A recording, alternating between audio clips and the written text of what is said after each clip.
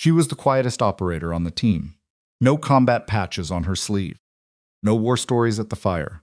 Just a woman with a rifle and a habit of watching people too carefully. They called her the backup shooter, the one they brought along because regulations said they had to. But while the team was counting bullets, Evelyn Carter was counting lies. Someone in that compound wasn't the enemy.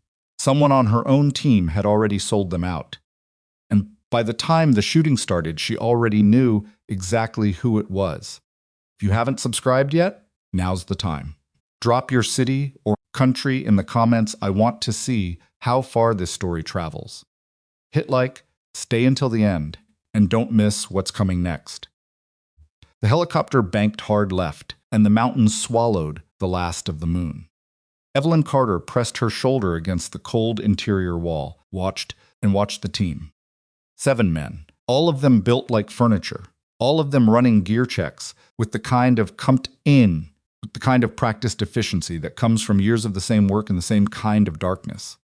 Helmet straps, radio tests, mag counts, the ritual of men who trusted systems over instincts. None of them looked at her. That was fine. She was used to it. The bird shook through a pocket of mountain turbulence, and one of the guy's reins, she'd learned. The team's senior breacher reached across and gripped the webbing without even glancing up from his weapon.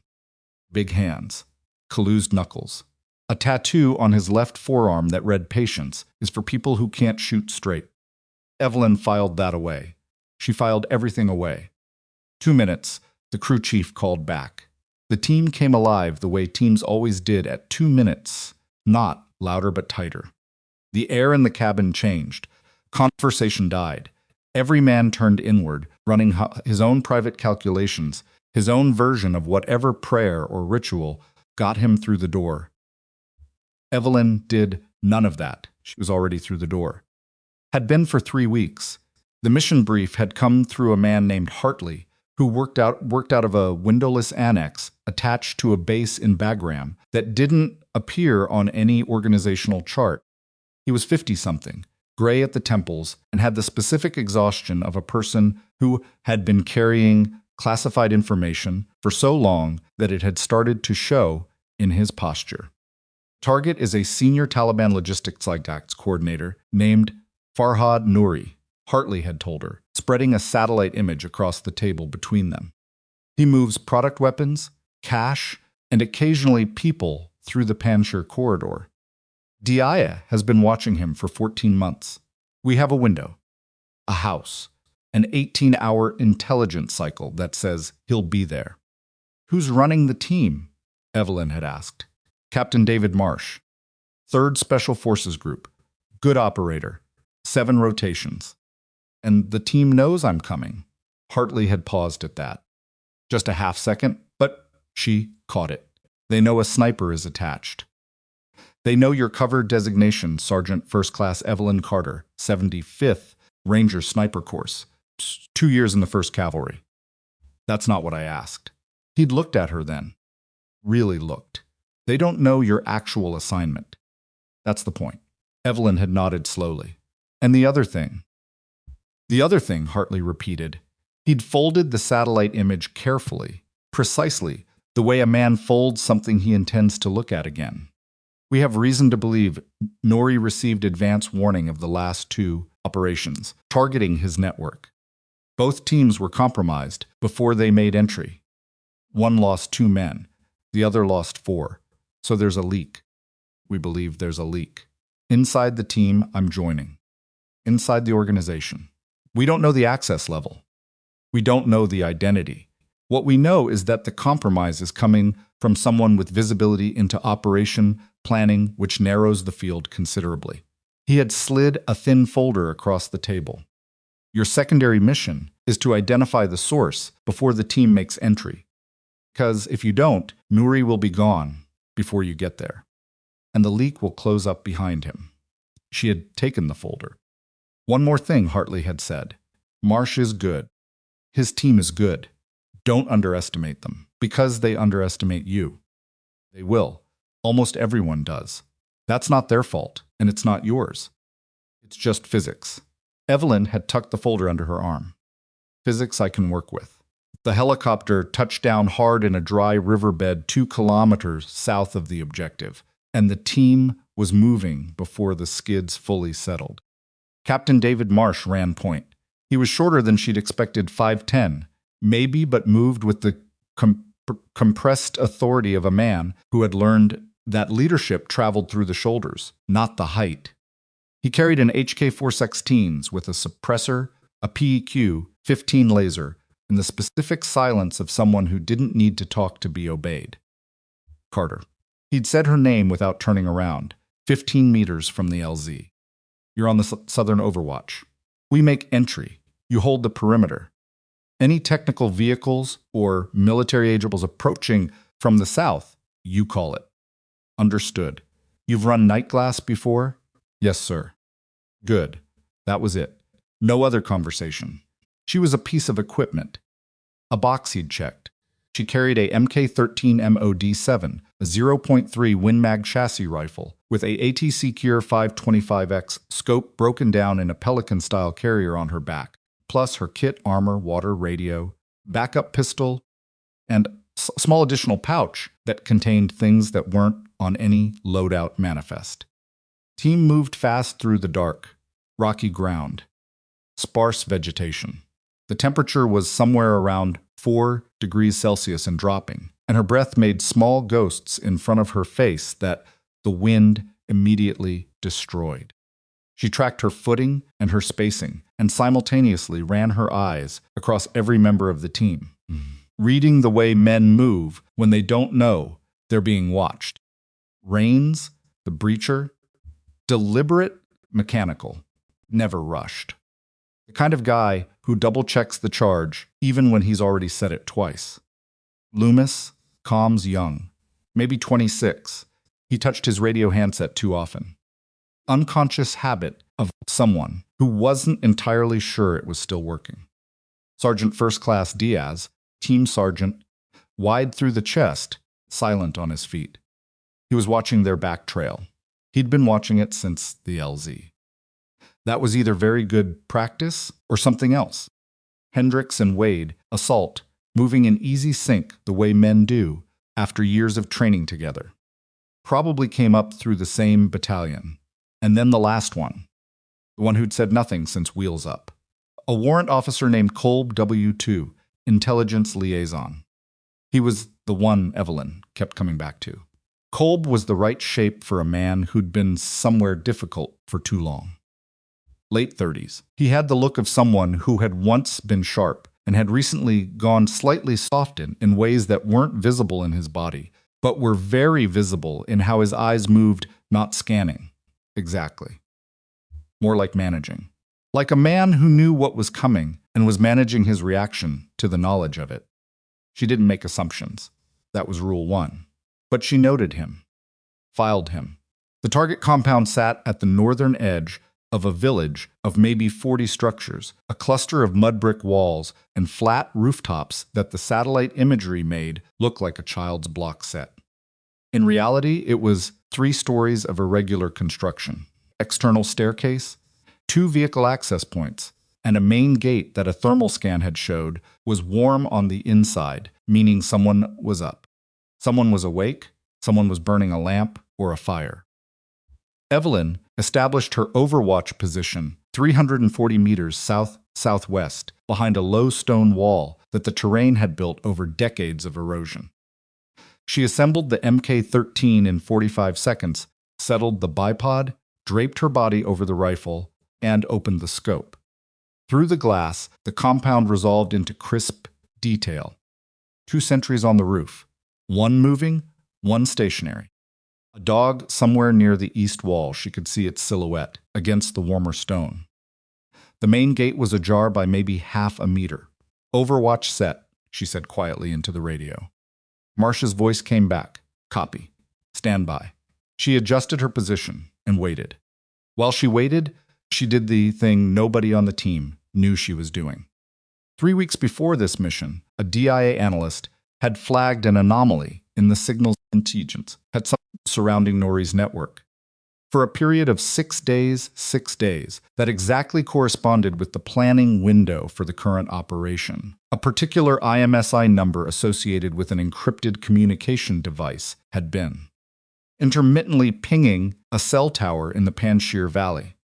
Ping pattern was irregular enough to be operational rather than personal, not the rhythms of a man calling home. The rhythms of a man passing information in short bursts. The IMSI had been traced, partially, not to a name, to a classification level. The device owner had access to JSOC planning documents. Evelyn had a list, 7 names, 7 people with the right access, the right proximity, the right operational knowledge to feed Nori the intelligence he needed to vanish before a team arrived. 5 of those names were on the manifest of the team currently moving toward that compound. She'd spent 3 weeks watching. 3 weeks of mess hall conversations she shouldn't have been close enough to hear, of supply chain closed enough to he, of no business pulling, of radio logs she'd had to go through a channel that Hartley had described only as very unofficial. She'd narrowed it to 2, and tonight she needed to narrow it to 1. Marsh, the advised South Sentry, has shifted. He's now covering the eastern approach. Your stack is going to have a line-of-sight problem at the breach point. Silence on the net. Then copy Carter. How long? Sentry's moving on, roughly a 4-minute rotation. Your window opens in about 90 seconds and closes in 40. Another silence, shorter this time. Solid copy. Adjusting. She heard Raines's low voice in the background. How does she know his rotation? She's been on the scope for 8 minutes. Marsh's response was quiet enough that she almost missed it through the radio compression. Because she pays attention, Raines. Your mouth closed. She filed that away too. Marsh was pragmatic. He'd use information he didn't fully trust if it kept his team alive. That was useful. The team made the breach point with 15 seconds to spare. Raines set the charge. The controlled explosion cracked the pre-dawn air like a single sharp syllable. Then they were inside. Evelyn kept her eye at the scope. Both sentries were now moving. She tracked them, called their positions over the net, watched the team's infrared strobes in her night vision as they flowed through the breach and into the compound's interior. Going clean, textbook clean. And then it wasn't. First shot came from an interior window. She hadn't flagged a blind spot in the satellite imagery where a newer wall section had been constructed after the last imagery cycle. 3, maybe 4 shooters. Controlled fire, not panic defense. Positioned defense. That was the detail. Positioned. You don't position defensive fire against a team whose route and timing you don't know in advance. Contact, interior north. Marsh called over the net. His voice was level, but she could hear the breath behind it, the specific exertion of a man moving and shooting simultaneously. 2 men down? We've got 2 men down. Which positions? She asked. Hendricks is hit, Wade is hit, Wade is up, Hendricks is down. She forced her voice to slow down, made each word land clean. I need their position in the interior. Give me a room number from the breach, north or south. Second room, north side, we're taking fire from above. She found the roofline in her scope. The South Sentry was moving toward the fight, moving wrong, moving too fast, without any of the caution of a man who doesn't know where the threat is. He knew where the threat was. She breathed, settled. Crosshairs find him. Don't, she told herself. She needed to watch where he went. She let him move, tracked him to a position at the northeast corner of the roof. He pulled out a radio, not the standard equipment she'd seen on his belt earlier. Different radio, smaller, and he brought it to his mouth with the precise urgency of a man making a report, not a man calling for backup. He was calling out. She memorized the position, memorized his face in the scope, early 40s, beard, a scar across the left jaw that curved like a parenthesis. Then she pressed the trigger. The rifle recoiled into her shoulder, and he was gone from the rooftop. Sentry down, northeast corner, she called. Marsh, You've got a comms device. That man was using its not standard kit. When you clear the roof, you need that radio. Marsh's voice, strained now, a little busy, Carter. I know. When you can. The firefight inside the compound lasted another 4 minutes. She tracked it through the radio calls, through the movement of strobes in her NVDs, through the sound, the suppressed pops, the occasional louder crack of something unsuppressed on the enemy side, then silence, then Marsh's voice. Compound clear. Nouri is a pause. Nouri is not here. She closed her eyes. Just for a moment. Carter, you copy? Copy, she said. Nouri was warned. He left before we arrived. How long ago? She considered her answer. She thought about the fire she'd seen burning in the thermal, not a cooking fire, which would have been in the eastern courtyard. An interior fire. The kind of fire you build when you're burning documents. Hours, she said. He had hours. The team was breathing hard over the net. She could hear it. Could hear the particular flavor of exhaustion that comes not from exertion, but from the specific hollowness of arriving somewhere and finding it empty after men had bled to get there. Start recovery, Marsh said, his voice carefully flat. Carter, hold the perimeter until I give you the all clear to collapse. Copy. She kept the scope up, kept sweeping, but her mind was already running the next calculation. Nouri had been gone for hours. The fire, the pre-positioned defense team, the sentry making a report on a secondary radio, none of it was improvised. Someone had passed the team's route, their timing, and their breach method in advance. Someone who'd been in the planning brief. Someone who knew the access point, the timing of the HLZ, the number of personnel on the manifest. She thought about the planning brief. Who'd been in the room? Who'd left early? Who'd asked which questions? She pulled the burner phone from her inner pocket, a clean device, unassociated with any military network, and typed a single word into an encrypted message to Hartley. Narrowed. Somewhere down the valley, a dog barked twice and went silent. She pressed her eye back to the scope and watched the compound, and watched the team, and in the quiet of that mountain dark, she made a decision about which name she was going to cross off her list. Not Kolb, not yet. The man who'd called her name first at the planning brief. The man who'd asked casually, easily, the way men ask questions when they already know the answer, how many vehicles would be staged at the HLZ. Sergeant First Class Marcus Diaz. She watched his infrared strobe move through the compound below. Watched the careful, deliberate way he moved from room to room. And said nothing. She had nothing yet.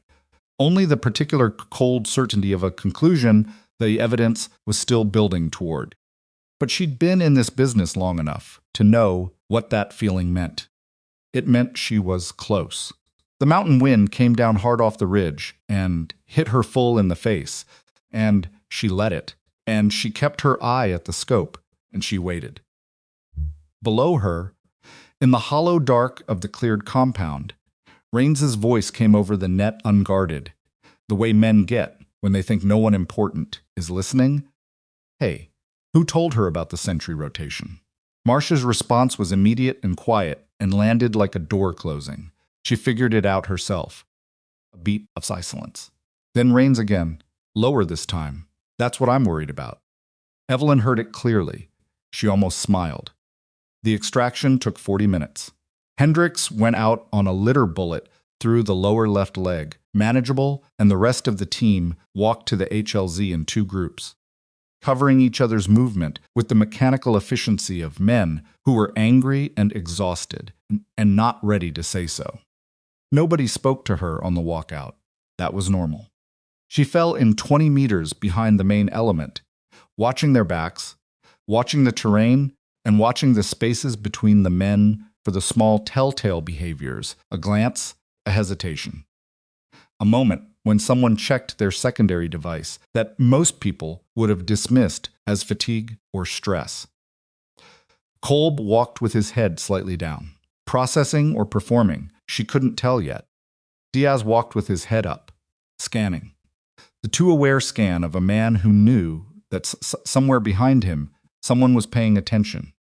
The helicopter came in without lights, touching down in a cloud of fine grit that coated every surface and scratched at the backs of their throats.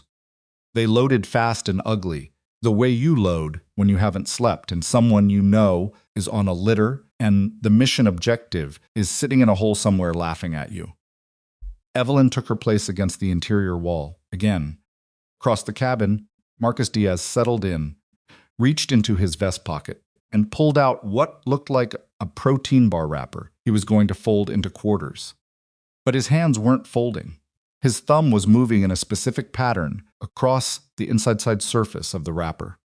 She recognized it immediately, because she'd seen it before, but because she'd been briefed on it tactile encryption method using a pre-agreed key, a way of transferring a short message to a physical surface that could later be read under specific light conditions. Old technique, very old, analog. The kind of thing that doesn't show up in digital forensics because there's nothing digital about it. His eyes stayed forward. His face was completely neutral. Evelyn's face was also neutral. She pressed her shoulder against the cold wall and felt the helicopter shudder underneath her and looked out through the small porthole window at the mountains passing below. Dark and enormous and indifferent. She had what she needed. She just needed one more thing. She needed to know who was going to receive that wrapper. The helicopter banked east toward the base, and Evelyn counted her breathing the way she'd been trained: 4 counts in, 4 counts hold, 4 counts out, not for calm, but for clarity. Calm was a luxury. Clarity was a tool. She watched Diaz without watching Diaz. That was a specific skill, the kind that couldn't be taught in a classroom. You learned it by spending years in rooms where being caught looking meant something worse than embarrassment. You learned to use peripheral vision the way a pianist uses the left hand, not consciously, not effortfully, just present. Always present. Diaz had pocketed the wrapper. Right cargo pocket, outside flap, the snap left undone. Easy access. The kind of placement that isn't accidental. Team was mostly silent for the flight back. Hendricks was on a folding litter bolted to the port side, his leg wrapped and elevated, his face the particular color of a man who was running on adrenaline fumes and didn't yet know how much pain was waiting for him on the other side. Wade sat beside him, not speaking, just present. That kind of loyalty wasn't performed. Accumulated over years. Rains had his helmet off and his head back against the fuselage, eyes closed. He might have been sleeping. She doubted it. Marsh sat directly across from her. He had his notebook out, an actual paper notebook, green cover, the kind that had been standard issue in SF since before either of them was born. And he was writing in it with a mechanical pencil, small tight letters. After action notes. He wrote without looking up for most of the flight. Then 3 minutes from base, he did look up, directly at her. You knew he was gone, Marsh said. Not an accusation. Not a question. Something in between. She held his gaze. I suspected. Before we even lifted off, I had indicators. Nothing conclusive. His jaw worked for a moment. Why didn't you flag it? Because a suspicion, without evidence, doesn't stop a mission. It just creates confusion inside a team that's about to make entry. She let that land. If I'd been wrong, you'd have gone in hot and distracted. If I was right, she paused. I needed to see how it played out. Marsh looked at her for a long moment. The rotor noise filled the space between them. Who else knows? He said quietly. Knows what, sir? His eyes didn't move. What you actually are. She didn't answer that. She didn't need to. The fact that she didn't answer was itself an answer, and Marsh was smart enough to read it. Closed the notebook, looked back down, said nothing else. The helicopter dropped toward the flight line, and the base lights came up beneath them, and Evelyn unclipped her safety strap and prepared to move. And in the last 30 seconds of the flight, she thought about Hartley's voice on the phone 2 days before departure. You won't make friends, he'd said. That's not the assignment. I know, she'd told him. The assignment is to find the leak before someone else dies because of it. Everything else is secondary. Your comfort, their comfort, what they think of you, secondary. All of it. She'd understood. She'd understood it the first time he'd said it, 3 years ago, when she was 24 and newly recruited and still carrying the faint belief that she could do the work and be liked for doing it. That belief had dissolved slowly, the way most useful illusions do not in a single moment of clarity, but across dozens of small accumulated instances of being the person in the room nobody thought to consult until they needed something only she could provide. Stopped grieving it around year 2. Now it was just weather, just the condition she operated in. The base was a controlled mess at 430 hours. Camp Blackthorn was a joint facility SF detachment, a ISCA annex that operated behind a nondescript door in the East Building, Signal's intelligence section, and a rotating cast of support personnel who came and went on schedules that didn't sync with anything else on the base. It had the particular texture of a place that was simultaneously permanent and provisional concrete barriers and shipping containers and an MWR tent with a broken espresso machine that everyone complained about and nobody fixed. The team dispersed from the flight line. Hendricks went straight to the ISTI agent. The rest went to the operations center for immediate after-action. A short one. Marsh was efficient that way. Get the perishable information out of heads and onto paper before sleep degraded it, then questions later. Evelyn went with them. The operations center was a windowless room the size of a large garage, lined with screens, map overlays tacked to corkboard, a long table with folding chairs. It smelled like coffee and recycled air and the specific staleness of a room where people had been making high-stakes decisions for months without adequate ventilation. Major Caldwell was already there. He ran the detachment. Marsh's boss, a lean, angular man from Georgia, who had the energy of someone perpetually running on slightly less sleep than he needed. He'd been waiting for them. That wasn't unusual after a compromised operation. What was unusual was the man sitting beside him. Evelyn recognized him. She hadn't expected him to be here. His name was Frank Ossie. He was stationed at Bagram. He worked for the DIA. He was, to her knowledge, not read into this operation at all. Kept her face neutral and took a seat at the far end of the table. "Gentlemen," Caldwell said, and then, with a small acknowledging glance at Evelyn and Sergeant Carter, "I've read the initial report. I want to hear it in person." He looked at Marsh. "Walk me through it." Marsh walked through it. He was precise and unemotional in the way good officers are in after actions. No editorializing. No emphasis on the parts that reflected well on him. No minimizing the parts that didn't.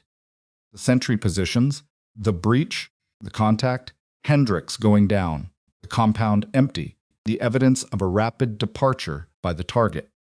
When he finished, Caldwell let the silence sit for a moment. Then, assessment? Compromised, Marsh said. Target had advanced knowledge of the operation. Timing, approach route, possibly breach method. He was gone for hours, not minutes. Ossie spoke for the first time. His voice was measured. Academic, almost. That matches a pattern we've been tracking for several months. This is the third operation against Nori's network that has been anticipated. "Who's we?" Raines asked. Ossie looked at him without any particular warmth. "People who track patterns." Caldwell raised a hand. "Frank is here at my request. He's helping us understand the scope of what we're dealing with." Evelyn was watching Diaz. He was watching Ossie. Not the way a man watches a stranger.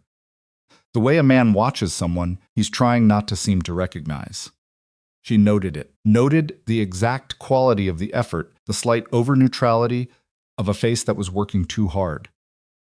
"I want to address the elephant," Caldwell said. He looked around the table.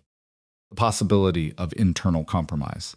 "I want everyone in this room to understand that this conversation doesn't leave this room, and that DIA is involved in an ongoing assessment. No accusations, no speculation outside these walls. We are going to do this correctly. Heads nodded around the table. Professional acknowledgement. Diaz nodded with the rest of them. Evelyn nodded too, and behind the nod she was running calculations, because OC being here changed the geometry of the problem. If Diaz was the leak, and Diaz had a handler or a contact point, the presence of an unexpected DE representative at a 4 a.m. after action was either a coincidence or it was a message. A signal. I'm watching. Be careful. Or it was a warning to her. She didn't know yet which. The after action broke up 30 minutes later. The team filed out into the gray pre-dawn, most of them heading toward the sleeping quarters, Marsh stopping to speak quietly with Caldwell near the door. Evelyn headed for the coffee station at the back of the room. She needed 30 seconds. She got a cup, stood at the table with her back partially to the room, and palmed the small RFD scanner from her inner cargo pocket, a device the size of a thick credit card that had no business being in her kit manifest and existed only because Hartley had handed it to her at their last meeting and said, "Don't let anyone see this." She turned back toward the table under the pretense of checking a map overlay. As she passed Diaz's empty chair, she ran the scanner within 6 inches of the seat where his cargo pocket had rested. The device vibrated once, twice, 2 signals, 2 devices. Standard issue, personal radio, which was expected, and a second device, operating on a frequency that had no military application.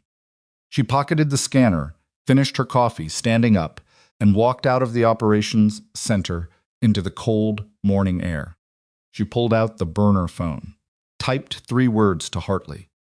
2 devices, Diaz.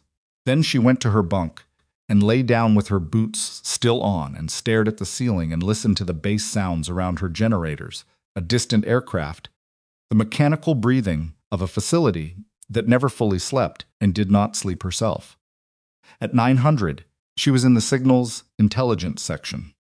Officially, she had no reason to be there.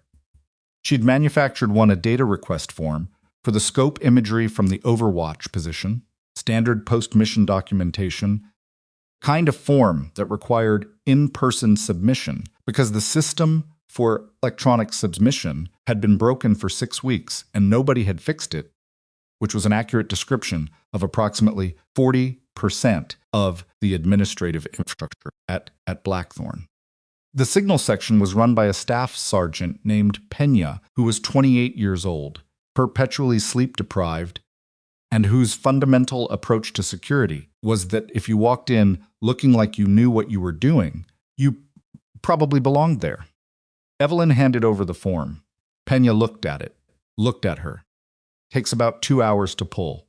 No rush," she said. She stood at the courtesy counter, while Pena went to process the form, and she looked at the screens along the wall the way someone looks at things they have no particular interest in, and she read every single one. There were 17 screens. Most were real-time feed data, encrypted display, nothing she could parse quickly. 3 were geospatial. 2 were communication intercept logs, the raw feed, scrolling text in what appeared to be Pashto with English translation tags running alongside. She read the translation tags, 11 lines of intercepted traffic. Most of it was mundane logistics coordination, the normal noise of a network maintaining itself. Then, 8 lines from the bottom, a fragment that had been flagged by an automated keyword system, and then apparently deprioritized by whoever was on shift. Confirm package relocated. Confirm extraction window Tuesday. Brother-in-law sends regards. Brother-in-law. That was not a family reference. She knew it wasn't a family reference because she'd read Nori's full intelligence file 3 times, and his network used family relationship terms as operational code. Brother-in-law specifically had appeared in 2 previous. Intercepts preceding confirmed operational movements. It meant handler. It meant Nori had already spoken to his handler after the failed raid. It meant the handler knew the operation had happened, knew it had failed, and was already arranging the next move. And it meant the message had been sent within the last 6 hours, from somewhere within range of this cell tower cluster. which covered, among other things, Camp Blackthorn. She committed the timestamp to memory, committed the frequency band, committed the tag notation from the automated flag. When Pena came back with her form receipt, she thanked him with exactly the right degree of casual friendliness and walked out of the signals section and went directly to the east building. To the nondescript door. She knocked twice. A pause. Then, she went in. The CIA annex at Blackthorn was a single large room divided by a partition into two workspaces. The near side had a desk, a secure terminal, a wall, safe, and a man named Gilroy who wore civilian clothes and had the permanently provisional look of someone whose assignment kept getting extended. Gilroy looked up from his terminal. He had a cup of coffee in one hand and the expression of a man who had been expecting someone else. Carter, he said. Gilroy.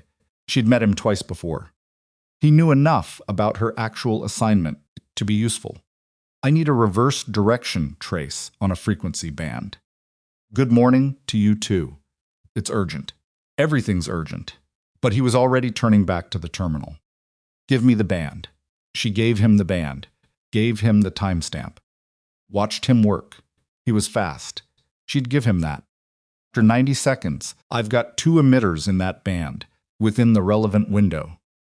One is a known civilian device, registered to a local contractor who works the South Gate. He paused. The other one, another pause longer this time. The other one is bouncing through a relay. Somebody's using a commercial router configured as a pass-through. Makes it look like the signal originated from the market district. But it didn't. Signal strength and azimuth triangulation puts the original emitter. He turned from the screen. Face had changed. Inside the wire, she felt something settle in her chest. Not satisfaction. Not relief. Something more functional than either of those. Specific internal quiet of a conclusion arriving after a long approach. I need the azimuth mapped against the base layout, she said. Gilroy pulled up the base map, overlaid the azimuth cone. Cone was wide, 60-degree spread, the limitation of single-point triangulation. But it was enough. It covered 3 areas of the base. The motor pool, the signals section, and the team housing block. She looked at the map for a long moment. I need this held, she said. Nothing goes into the system. Nothing gets logged. Not yet. Gilroy looked at her. He was smart enough to know what she was doing and careful enough not to say it. How long do you need? 12 hours. I can do 12 hours. He paused. Carter, if you're right about what I think you're right about, then I need evidence that holds up in a military tribunal, not just a confirmed suspicion, she said. That's why I need 12 hours. He nodded slowly. 12 hours. Then I have to log it. Understood. She walked out of the annex and into the corridor and stopped, back against the wall, and stood there for a moment in the institutional quiet of the east building, fluorescent lights humming above her, the distant sound of someone's boots on the exterior steps. 12 hours. She needed Diaz to move the wrapper, because the wrapper was the link not to Nori, who was already gone, but to the person inside the organization who was controlling Diaz, the handler's handler, the source of the original intelligence leak that had burned 2 previous operations and killed 6 men. She needed to follow it, which meant she needed to stop being invisible. She needed Diaz to know he was being watched, not by her that would drive him to ground, but by the investigation, by the official process. She needed him scared enough to move. She reached for the burner phone. Ready to flush, she typed. Hartley's response came back in 40 seconds. Confirm. Trigger on your call. She pocketed the phone and pushed off the wall and walked back out into the morning. Camp was waking up around her vehicles moving. The mess hall beginning its lunch rotation. A group of soldiers running the perimeter track in the far distance. Ordinary sounds. The ordinary machinery of a base that didn't know it had a fracture running through it. She found a position on the outer wall of the motor pool and sat on a concrete barrier and let the sun hit her face for a moment. Somewhere on this base, Marcus Diaz was sleeping, or pretending to sleep, with a protein bar wrapper in his cargo pocket and 6 people's blood on his hands that nobody could prove yet. She thought about the sentry on the rooftop, the one she'd watched make a report on the secondary radio before she'd taken the shot. He'd been Nouri's man, placed in position, because someone had told Nouri exactly when the team was coming. She thought about Hendricks on the litter. She thought about the 6 men from the 2 previous operations who hadn't come back. She sat in the sun for exactly 3 more minutes. Then she stood up, squared her shoulders, and went to find Captain Marsh. She needed him for the next part, and she needed him to trust her enough to move without asking questions she couldn't answer yet. That was the hard part. That was always the hard part. She found him outside the operations center, standing alone with a coffee, looking at nothing in particular with the focused emptiness of a man processing something he didn't have words for yet. He heard her coming. She made sure he did and turned. Stopped 2 meters away. Looked at him directly. "Sir," she said, "I need 20 minutes of your time. Somewhere private." He studied her face. "Read something in it." "How bad?" he said. She held his gaze. "Bad enough that after I tell you, there's no going back to how things were this morning." Marsh looked at her for a long moment. Then he poured the rest of his coffee onto the ground, turned, and walked toward the south end of the operations center where the storage annex sat unused. He didn't say follow me. He didn't need to. She followed. And behind her, across the compound, in the team housing block, a man with a protein bar wrapper in his pocket turned over in his bunk and stared at the ceiling with eyes that hadn't closed once since the helicopter touched down. The storage annex smelled like motor oil and old cardboard, and the particular dusty neglect of a space that existed on every base, in every theater, the room where things got put when nobody had decided what to do with them yet. Marsh pulled the door shut behind them. There was a single bare bulb overhead that he didn't bother switching on. Enough light came through the single high window to see. He turned and crossed his arms and looked at her with the expression of a man who had already decided he wasn't going to like what came next. "Talk," he said. Evelyn didn't ease into it. Easing in was for conversations where the other person needed time to adjust. Marsh didn't need time. He needed information. "The operation was burned before we lifted off," she said. "Not at the target end, at the source. Someone with access to the full mission package passed Nouri the route, the timing, and the breach point. He was gone for at least 6 hours before we arrived. The defensive team left behind wasn't a garrison. They were positioned specifically to delay and attrit, not to hold. It was a message." Marsh was very still. "You're telling me what I already suspect. I'm telling you I can prove it." That landed differently. His chin came up a fraction. "The sentry I took on the northeast corner, he was using a secondary communications device. Non-standard. He made a transmission at the moment of breach, which means he was a trip wire. His job was to confirm the team had arrived and report it." She paused. "That report went somewhere. I have the frequency. I have the azimuth triangulation, putting the origin of the corresponding signal inside this base. The silence in this annex was the dense kind, the kind that has weight. Inside the wire," Marsh said. "Inside the wire." He uncrossed his arms. Put one hand on the shelf beside him. Not for support, more like he needed something solid. "How long have you known?" "I've had suspicions for 3 weeks. Evidence since last night. Confirmation in the last 2 hours. And you're coming to me now because I need to move the source. I need him to feel the investigation closing in enough that he activates his communication channel. When he does, I can trace it upstream." She watched his face. "And I need your help to apply that pressure without tipping him that it's deliberate." Marsh looked at her for a long time. She could see him running it, the geometry of what she was describing, the implications, the part he hadn't asked yet, but was going to. "Who?" he said. "I need more before I give you a name." "Carter, sir, If I give you a name right now and I'm wrong, the actual source goes to ground and we never find him. I need to be certain. I'm asking you to trust the process for 12 hours. You're asking me to operate inside my own team without knowing which man I can't trust. His voice was flat, but something moved underneath it. Do you understand what you're asking? Yes, she said. I do. He looked away, looked at the wall. A long moment passed. What do you need from me? She told him. It took 40 minutes to set it up. Marsh was efficient. When he'd committed to a direction he didn't relitigate, didn't second-guess out loud, just executed with the same compressed precision he brought to everything else. At 1100, he called the full team into the operations center for what he described as a debrief continuation. Standard language, the kind of thing that happened after every compromise operation. Nobody would read anything unusual into it. Evelyn sat at the far end of the table again. Same position as the night before.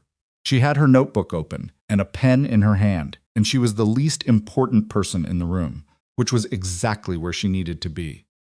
Marsh stood at the front, behind him. A screen showed the satellite imagery of the compound, the empty rooms, the burned documents, the evidence of a rapid but organized departure. Before we get into the tactical review, Marsh said, I need to address something directly. Major Caldwell has authorized a formal signals intelligence audit. Starting at 1300 today, DIA is going to be pulling communication records for every device on base military and personal for the window surrounding this operation. He let that sit. Evelyn watched the table without appearing to watch the table.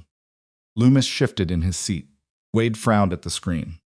Rains had his arms crossed and his jaw set that was just Rains. Kolb was writing something in his own notebook, head down.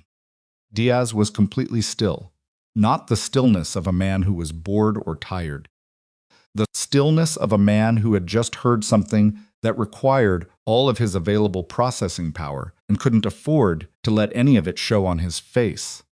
She watched the stillness last for exactly 4 seconds.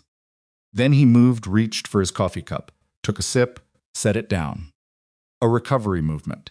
Practiced. Most people wouldn't have noticed the gap between the information landing and the movement beginning. 4 seconds was a long time. That's going to take a while, Rain said. How many devices are we talking about? Everything, Marsh said. The audit is comprehensive. Dia wants clean data. He paused. I also want everyone to know that this is standard procedure, and it's not directed at anyone specifically. We do this right. We do it by the book, and we find out what happened. That's all. Kolb looked up from his notebook. Are we restricted to base during the audit? For the duration. Yes. Kolb nodded, wrote something else down. Diaz said nothing. He was looking at the satellite imagery on the screen with the careful, focused attention of a man who needed somewhere to put his eyes. The debrief ran for another hour. Tactical reconstruction, timeline, lessons learned. Marsh ran it professionally. Nobody said anything that indicated they knew what was actually happening, which was not a debrief at all. It was a starting gun. At 1215, Evelyn was in her bunk, with the door cracked 2 inches. Her bunk was in a separate section of the housing block. From the team, she'd been assigned a small room that had previously been used for visiting personnel, a slot for transient use that nobody had bothered to reallocate. It suited her. It gave her a sightline down the main corridor of the housing block if she positioned herself correctly against the near wall. She'd positioned herself correctly. She had her boots off and her kit partially stripped, and to anyone walking past the cracked door, she looked like a person who had finally given in to the accumulated exhaustion of a night operation. The appearance was accurate in every detail, except the part where she was actually sleeping. She waited. At 1247, Diaz's door opened. He was in civilian clothes, cargo pants, a base layer top, boots, carried nothing visible in his hands. He walked down the corridor toward the bathrooms, which were at the far end, past the common room, where 2 soldiers Evelyn didn't know were watching something on a laptop. She gave him 45 seconds. Then she swung her legs off the bunk, put her boots on without lacing them, and moved. The bathroom block was a utilitarian space. 6 sinks, 4 showers, 3 toilet stalls. She went in through the secondary entrance, the one that accessed from the exterior walkway, which she'd identified on her first day as the entrance that the motion sensor light didn't cover because the sensor had burned out and the maintenance request had been pending for 3 weeks. She moved along the exterior wall to the window. Frosted glass, hinged at the top, cracked open 2 inches for ventilation. She could hear inside, running water, one of the showers. And underneath it a voice. Low, very low. The kind of low that's not about being overheard by the men in the common room. Kind that becomes habit when you've been doing something for long enough that the caution has become automatic. She couldn't hear words, but she could hear cadence, the specific rhythm of a person relaying information, rather than having a conversation. Statement, pause, statement, pause. No back and forth. One direction. 30 seconds of it. Then the water stopped. She moved back to the entrance before the door opened, was halfway down the exterior walkway before Diaz emerged from the bathroom block and walked back toward his room. She went back to hers, sat on the edge of the bunk. She reached for the burner phone. Typed to Hartley. He moved. Active comms 1,248. Need your relay node to catch the bounce. Hartley's response took 4 minutes longer than usual, which meant he was doing something with it, not just reading it. Relay caught a fragment. Partial decrypt, working. Then, 2 minutes later, enough. We have a contact identifier. Cross-referencing now. She set the phone face down on the bunk and pressed the heels of her hands against her eyes for a moment. Not from tiredness, from the specific mental effort of holding multiple threads simultaneously without letting any of them go. Slack, Diaz, Kolb, Osei, the frequency trace, the wrapper, the relay fragment, the 12-hour window, Marsh, and underneath all of it, the constant low-grade calculation of who in this environment knew what she was doing and how much that put her at risk. Because that was the thing nobody talked about in the briefings. The part that lived below the operational language, below the mission parameters, and the cover designations, and the tactical frameworks. She was alone in this. She had Hartley on a burner phone and Gilroy in the annex and Marsh for the next 12 hours, and none of that was the same as having someone in the room who was watching her back. She'd been alone in operations before. It was familiar territory. Familiar didn't mean comfortable. She picked up the phone again. How long for the cross-reference? 2 hours minimum. Stay close. She set the phone down, laced her boots, stood up. She had 2 hours to fill, and she needed to fill them in a way that looked like nothing, which was harder on a base this small than most people understood. On a large installation, invisibility was easy. You were one of thousands, and the thousands generated their own noise that covered you. On a base like Blackthorn, with maybe 200 personnel, and the social architecture of a place where everyone knew everyone's rough outline, being unremarkable required active maintenance. She went to the mess hall, got food she didn't particularly want, sat at the end of a table with 3 people she didn't know, and ate methodically, and listened to them talk about a soccer game that had apparently happened 2 nights ago and contributed nothing to the conversation, which nobody noticed because she was the kind of person people didn't notice. Rains came in at the far end and got coffee and left without seeing her, or if he saw her, filed her under irrelevant and moved on. Wade came in, looked at the food options with visible disappointment, took a tray anyway, sat with 2 men from the support section. He looked tired. He had the specific tiredness of someone who had been to the aid station to sit with Hendricks and come back carrying the weight of that. She ate. She waited. At 1,510, Osi found her. She was at the small outdoor table near the east building, the one in the wind shadow of the concrete barrier that made it marginally less cold than everywhere else, with a cup of coffee she'd been nursing for 20 minutes. She'd chosen the position deliberately visible from the east building entrance, partially screened from the housing block, back to a wall. O.C. came around the barrier and stopped 2 meters away with his hands in his jacket pockets, and the expression of a man who had been deciding whether to have a conversation for some time and had finally decided. "Carter," he said. "O.C." He looked at the seat across from her. She didn't invite him to sit, and she didn't tell him not to. He sat. He was quiet for a moment. Let the wind fill the space between them. Then, "How long have you been working for Hartley?" She took a sip of coffee, set the cup down. "I work for the Army, mister." "Osei." That's a creative answer. He wasn't smiling. "I know what you are. I know why you're here. I want you to understand that I'm not the obstacle you might think I am. I don't have any particular thoughts about you." "Yes, you do. You've had thoughts about everyone on this base since you arrived." "That's not a criticism. That's what people like you do." He paused. "I'm going to tell you something, and I want you to listen rather than deflect. Can you do that?" She looked at him. "The contact identifier you're trying to trace upstream from Diaz," he said quietly. "I've been tracking it for 4 months. It connects to a network that runs through 3 different intermediaries before it reaches a principal. The principal is not in Afghanistan." She was very still. "Where?" "Germany. Ramstein adjacent. A contractor who does logistics support for EUCOM." He watched her face. "When you trace the relay fragment from today's communication, that's where it terminates. And when it does, you're going to find that the trail stops there. Cleanly. Because the principal is good and has been doing this for a long time." "Why are you telling me this?" "Because I've spent 4 months trying to build a case that will hold in court, and I keep losing the connective tissue. Diaz is the link. He's the only living person in the chain who can speak to both ends." He paused. "If you burn him, if you bring him in and process him through military justice before anyone has built the upstream case, the principal walks. He's done it before." Evelyn looked at the coffee cup, thought about Hartley's voice. "This assignment is to find the leak before someone else dies."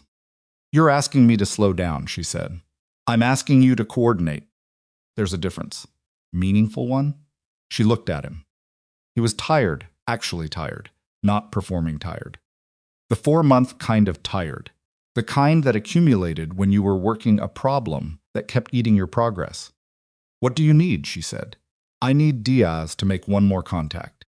A substantive one, not a status check, not a fragment. I need him to pass enough material that the principal has to respond with operational instructions. That response is what ties them together. That's the connective tissue I can't manufacture. You want me to give Diaz something to pass. I want you to create a reason for him to make a full report." She thought about that for a moment. Thought about the mechanics of it, what it would require, what the risks were, where it could go wrong. If he suspects he's being run, he won't. O.C. leaned forward slightly. He's been doing this for 2 years without being caught. That kind of success breeds a specific kind of carelessness. He thinks he's invisible. He's going to keep thinking that until the moment he isn't.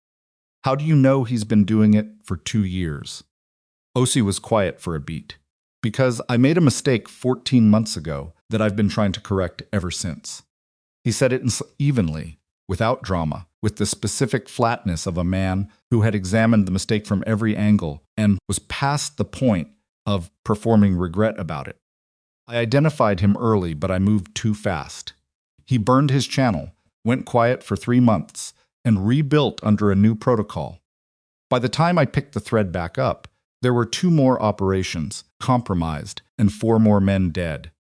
The wind moved between them. She let it. "What was the mistake?" she asked. "I told someone I shouldn't have." A pause. "Someone I thought I could trust who was higher up the chain than I realized." She looked at him steadily. "Are you telling me the compromise goes higher than Diaz?" "I'm telling you it's possible. I'm not certain. What I'm certain of is that the principle in Germany exists and that Diaz is the link and that I need one more clean transmission to close the case." She thought about the 12-hour window she'd given Gilroy. She thought about Hartley's partial decrypt. She thought about Hartley's partial decrypt. She thought about the wrapper in Diaz's pocket and the secondary device and the 4 seconds of stillness at the debrief table. She thought about 6 dead men. "Give me a few hours," she said. "How many?" "As many as I need." O.C. looked at her. Something shifted in his expression, not quite respect, but adjacent to it. Particular recognition of one professional for another, who is operating at a level that warrants acknowledgement. "All right," he said. He stood, pushed the chair back under the table with deliberate care. "One thing." "What?" "Marsh." He paused. "How much have you told him?" She met his eyes. "Enough to get the job done." O.C. nodded slowly. "Watch him. Not because I think he's involved, because people who aren't involved can still make mistakes when they're angry, and Marsh is going to be angry." He walked back around the concrete barrier and into the east building, and the door closed behind him. Evelyn sat with her coffee until it was cold. She thought about 4 months of work, principle in Germany, about connective tissue, and the particular cruelty of building a case that kept collapsing at the seams. She thought about the word O.C. had used, coordinate. In her experience, coordinating with someone she hadn't vetted, whose agenda she hadn't fully mapped, whose 4-month failure she couldn't independently verify that was exactly the kind of decision that got people killed. But 6 dead men had a weight that was hard to argue with. Pulled out the burner phone. "New development," she typed to Hartley. "Need a background pull on DI officer Frank Osei. Full access history. Specifically want to know who he reported the Diaz identification to 14 months ago." She sent it. Then she typed a second message. "Also need a controlled information package. Something Diaz would feel compelled to transmit immediately. Something real enough to pass scrutiny, but wrong enough that we can track it." This time Hartley's response came in under a minute. "Already building it. Stand by." She set the phone in her lap and looked at the sky above the concrete barrier, pale winter blue, the kind that gives light without warmth, and let herself have 30 seconds of not thinking about any of it. Just the sky, the cold, the sound of the bass around her. Then she stood up and went back to work. 1,640. Marsh found her in the operations center, where she was standing over a map table, doing nothing that looked like what she was actually doing. He came in, checked that they were alone, pushed the door to, without latching it. "O.C. talked to you," he said. It wasn't a question. She didn't treat it like one. "Yes, he came to me first. An hour ago." Marsh put both hands on the map table across from her. "He wants us to hold off on the audit pressure. He wants Diaz to make one more transmission. He wants..." Marsh stopped, recalibrated. When he spoke again, his voice was lower and had an edge underneath it that she recognized as controlled anger, not at her, at the situation. "He wants me to let the man who burned my operation and put Hendricks in the aid station keep walking around this base for another 12, 24 hours, making calls to people who are going to use whatever use he tells them to kill more of my people." She didn't say anything. "You understand why I have a problem with that?" "Yes, sir. So explain to me why I shouldn't just walk over to his bunk right now and put him against the wall." She looked at him. "Because he'll give you Diaz and nothing else." Principle walks. The network rebuilds under someone new. And in 6 months, we're back in a room like this, talking about more names on a casualty list. Marsh's jaw was tight. She could see the exact place where the operational calculus was fighting the instinct, the soldier's instinct that said, "There is a man in this base who hurt my people, and I can reach him right now," versus the longer mathematics of what actually stops the bleeding. "How long?" he said. 24 hours, maybe less." "And you trust Osei?" "I'm verifying Osei," she said. "Until I'm done verifying him, I trust the information he's given me because it matches what I've independently developed. The man himself is a separate question." Marsh looked at her for a moment. "You do this all the time, don't you? This compartmentalization. It's the job. It's a hell of a job." He straightened. moved toward the door, then stopped, with his hand on the frame, but not going through. Carter. Sir. Hendricks is going to be fine. Leg's going to need work, but he'll walk right. He paused. I'm telling you that because you've been carrying something since we landed, and I want you to know that particular part of it isn't yours to carry. She didn't respond immediately. She hadn't expected that. Thank you, sir, she said. It came out more plainly than she'd intended. Less professional, more human. Marsh nodded once, went through the door. She stood at the map table in the empty operations center and let the moment pass through her without analyzing it, which was the best she could do with moments like that. At 1,820, Hartley came back on the phone. The OC background pull was clean. His reporting chain 14 months ago had gone to a deputy director at DIA, who had since been quietly transferred to an administrative posting. Sim Brussels, not fired, not charged with anything, transferred. The kind of transfer that happened when someone was too connected to punish and too compromised to keep in place. Which meant Osei's 4-month failure was not his fault. Which meant his read of the situation was likely accurate. Which meant the principal in Germany was real and connected enough to have reached into the DIA reporting structure and moved a deputy director to Brussels for the crime of receiving inconvenient information. She read the message twice, put the phone away. The controlled information package Hartley had built was elegant, a fragment of a future operational planning document, real enough in format and language to pass a knowledgeable reader's scrutiny, with 3 specific details that were wrong in ways that were deliberately subtle and individually trackable. If Diaz transmitted it and the principal acted on it, they'd see the action. The wrong details would show up in enemy positioning and movement in ways that could be monitored and confirmed. But getting it to Diaz required a vector, a reason for him to have it that didn't involve Evelyn handing it to him directly. She thought about that for the better part of an hour. Then she thought about Loomis. Loomis, the comms sergeant, 26 years old, touched his radio handset too often. Not because he was nervous about enemy contact, because he was nervous about the equipment. He'd mentioned in the mess hall the previous week that the encryption sync on one of the secondary comms packages had been throwing errors. He'd asked the signal section for support and been told there was a backlog. She went to the signal section. She found Pena still on shift, the man apparently never slept, and told him that Captain Marsh wanted a manual review of the secondary comms package assigned to the team, specifically the encryption sync error log from the past 30 days, and that she'd been asked to pull the maintenance file for review. Pena didn't question it. He pulled the file and handed it to her and went back to his screens. The file was a physical folder, paper. She took it to the copy station at the back of the section, and while the copier ran, she slid the information package, printed on a single sheet in the correct document format.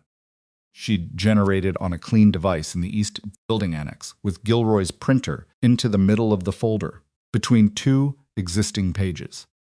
She returned the folder to Pena, told him Marsh would want it routed through the team sergeant for review. Standard process for equipment issues that affected team operations. Pena logged it and put it in the routing basket. The team sergeant was Marcus Diaz. The folder would reach him in the morning routing cycle at approximately 800. He would open it. He would see the planning document fragment, which referenced a future operation, in terms specific enough to be valuable, and which had no business being in a comms maintenance file, which meant it had been misfiled, happened constantly, which would not in itself be suspicious. He would read it, and then, because he was a man who had been doing this for 2 years, and whose principal had just received confirmation that the team's operation had been compromised and who needed to demonstrate continued value in the wake of a mission that had produced no actionable intelligence from Nori's end, he would transmit it. She walked back to her room in the dark. The base had gone to its nighttime rhythm, lower energy, skeleton crew in the operations center, most of the personnel down. Temperature had dropped again. Her breath made it small ghosts. She went to her bunk, and this time she actually slept because she had learned years ago that sleep was not optional and that the body's need for it didn't negotiate with operational tempo, and that a person making decisions on 36 hours of no sleep made the kind of mistakes that couldn't be unmade. She set a mental alarm for 600 and closed her eyes. She was asleep in under 4 minutes. At 340, she woke to the sound of footsteps in the corridor, moving fast, not the wandering insomnia pace of someone heading to the bathroom, and not the even purposeful stride of someone on a scheduled task. Urgent, directed. She was at the door in 3 seconds, with her sidearm in her hand, and the door cracked. The corridor was dim night lighting, amber-toned, the kind that let you navigate without destroying night vision. At the far end, moving away from her toward the exterior exit, was a figure she recognized by the set of the shoulders and the particular rolling efficiency of the walk. Kolb, not Diaz, Kolb. He had a jacket on over what looked like a base layer, no kit, and he was carrying something in his right hand, small, rectangular, kind. She made a decision in under a second. Left her room, followed. He went through the exterior door, and she counted to 3 and went through behind him into the cold dark of the camp's exterior. She caught him at the edge of the motor pool, standing in the shadow of a vehicle bay, with the device in his hand, raised to his ear. He was speaking quietly into it. She was 20 meters away, and the wind was wrong, and she could not hear the words. She had the phone in her hand. She sent Hartley the timestamp and a single word. Kolb. Then she stood in the dark at the edge of the motor pool and watched Warren Kolb, W2, intelligence liaison, make a phone call at 340 in the morning. She thought about the list of 5 names with access to the planning documents. And she thought about the specific over-neutral quality of his face at the after-action debrief. And she thought about Osei saying, "It's possible the compromise goes higher than Diaz." Not higher in rank, higher in the network, because Diaz and Kolb were not the same operation. She understood that now, in the cold dark, watching Kolb lower the device and stand for a moment with his head slightly bowed before turning back toward the housing block, pressed herself into the shadow of the vehicle bay wall. He walked past her at 4 meters without seeing her. She stood in the dark after he'd gone, her breath making ghosts, the phone in her hand, the sidearm in the other, and she thought about the geometry of what she was now looking at. Not 1 leak. 2, running independently, possibly not even aware of each other, which meant the principal in Germany was not the top of the chain, which meant she had been working the right problem from the wrong end. Her phone vibrated. Hartley. Kolb's access record shows a read on the Nori file 6 weeks before the first compromised operation. "I missed it. I'm sorry." She looked at the message for a long time. Then she typed back, "Don't be sorry. Just get me everything you have on who Kolb reports to." She walked back to her room with the particular weight of a person who has just discovered that the problem is larger than the solution she built for it. She sat on the edge of the bunk, did not lie down. Outside, the camp breathed its nighttime breath around her, and somewhere in the housing block, 2 men slept, with secrets they didn't know were unraveling. And Evelyn Carter sat in the dark and began building a new plan from the foundation. Up. She didn't sleep again.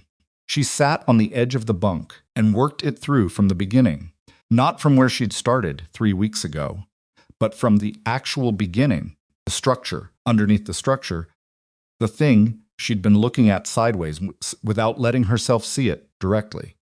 2 leaks, independent channels.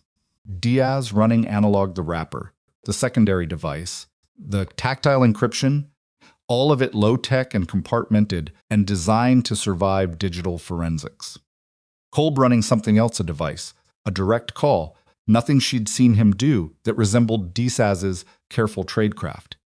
Different training, different handler, different part of the network. Which meant Nori's organization wasn't receiving intelligence from one source inside Blackthorn. It was receiving it from two sources who didn't know about each other. Parallel access, redundant coverage. The kind of architecture you build when you're serious, when you've invested time and money and risk into a network, and you want it to survive the loss of any single node. That was not a Taliban logistics coordinator protecting his supply chain.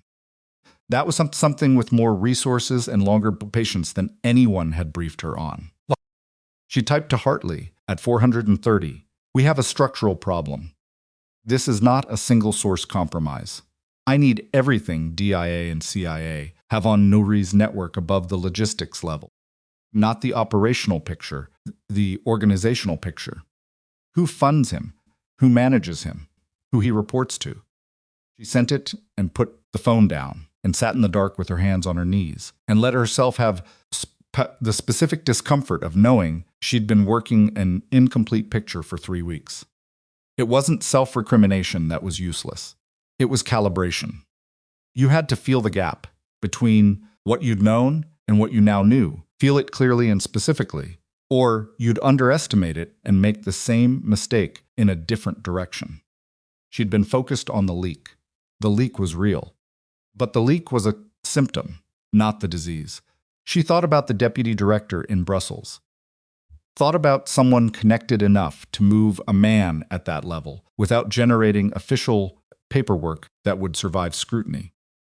Thought about a principal in Germany managing a logistics coordinator in Afghanistan through 2 independent human sources inside a classified special forces detachment. The infrastructure for that didn't get built by a criminal network.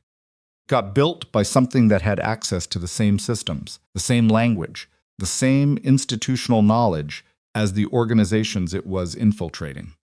She was still sitting with that when Hartley responded at 512. "The organizational picture above Nouri doesn't exist in any file I can access at my level." That's the answer.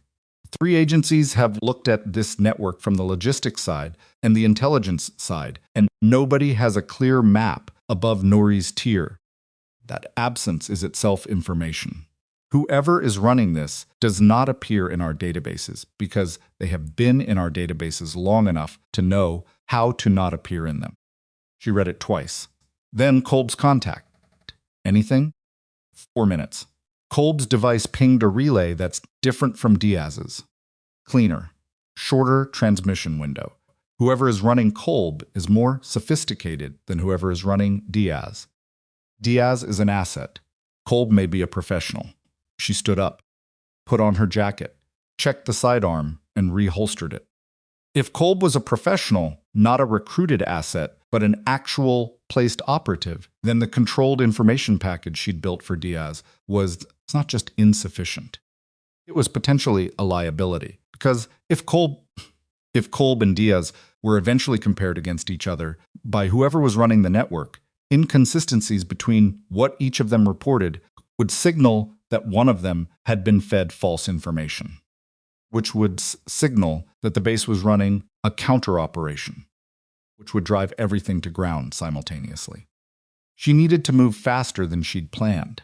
She needed to move before 800, before the routing cycle delivered the folder to Diaz. She needed to have a different conversation with Marsh than the one she'd planned to have. She went to find him. Marsh's light was on.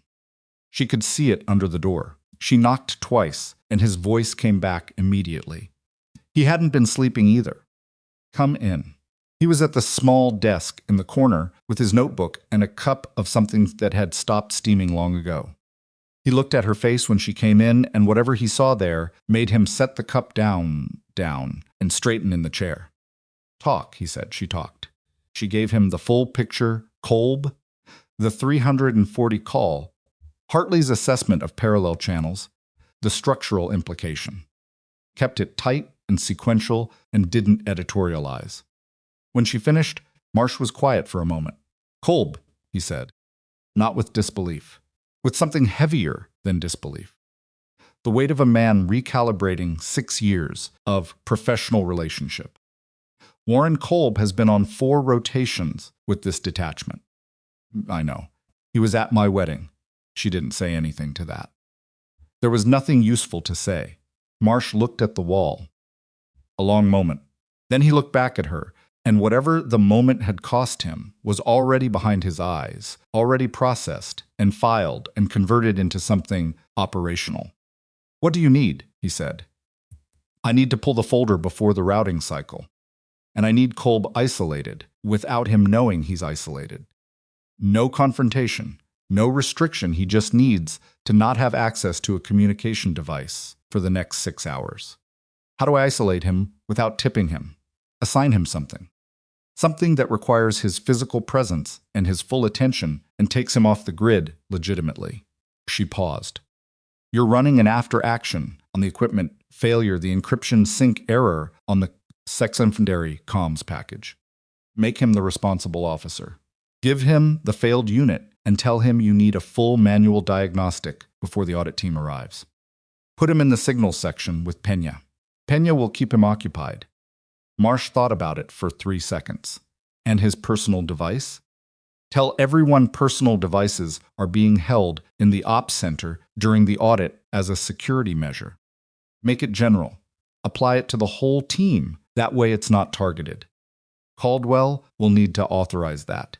Can you get Caldwell at 600? Marsh looked at the time. 537. "I can get Caldwell right now." He stood up. "What are you doing while I do that?" "Pulling the folder and rebuilding the information package." He nodded, moved toward the door, stopped. "If Kolb is what you think he is, then we're not going to resolve this on base," she said. "We're going to have to let it run up the chain and take what we can get at this level.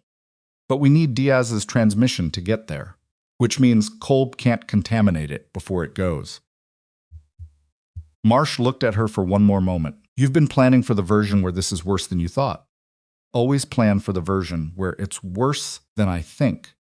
He went out. She went in the other direction. She got to the routing basket in the operations center at 548.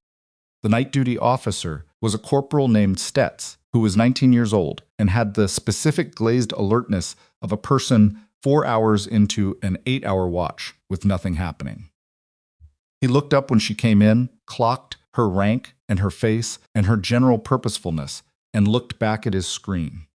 She went to the routing basket on the back counter, the physical inbox, for documents in transit, and went through it with quick, practiced efficiency.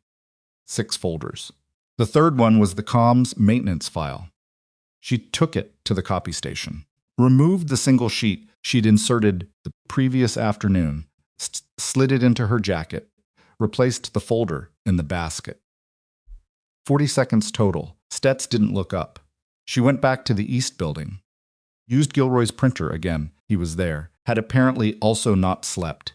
Accepted her presence with the resigned equanimity of a man who had stopped being surprised by what the operational tempo of this base required of him. She rebuilt the information package with 3 modifications. She removed the future operational details, replaced them with information about an asset relocation that was time-sensitive but verifiable against existing records, and she added a specific authentication marker, a number sequence embedded in the document format that would appear meaningless to a reader, but that Hartley's team could track if it showed up in enemy communications. She put the new sheet back in the folder, put the folder back in the routing basket. She was at the table with a fresh coffee when Marsh came back at 622. Caldwell signed off, he said. Device collection starts at 700. Kolb is assigned to the signals diagnostic. Personal devices go to the ops center lockbox. He sat down across from her. He looked like a man who had made several difficult decisions in the past hour and was running on something that wasn't quite adrenaline anymore. OC is aware. He wants to be in the room when you brief on the full picture. That's fine, is it? OC's clean. I verified him last night. She paused. His read on the principal in Germany is accurate. But the principal in Germany is not the top of the network. Marsh absorbed that without expression. How far up does it go? I don't know yet. Far enough that someone moved a DIA deputy director to Brussels for knowing too much. The quality of the silence that followed was different from the previous silences. This one had a specific texture, the texture of a man realizing that the problem he'd agreed to help solve was not the size he'd been told it was, and deciding in real time whether that changed his answer. Didn't change his answer. She could see that in the set of his shoulders. 700, he said. My office. The 700 meeting was Marsh, Osi, and Evelyn. Marsh's office was barely large enough for 3 people and a desk. Osi had brought coffee. Nobody spoke until Marsh pulled the door shut and the latch clicked. She laid it out, complete and sequential.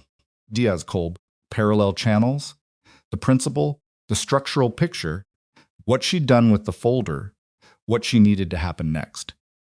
When she finished, Osei was quiet for a long moment. If Colby is a placed operative and not a recruited asset, pulling him at this point, without a coordinated upstream operation, is going to produce nothing we can use. I know. So we let him run. We let him run while we watch. Osi looked at Marsh. Your call, Captain. He's your man.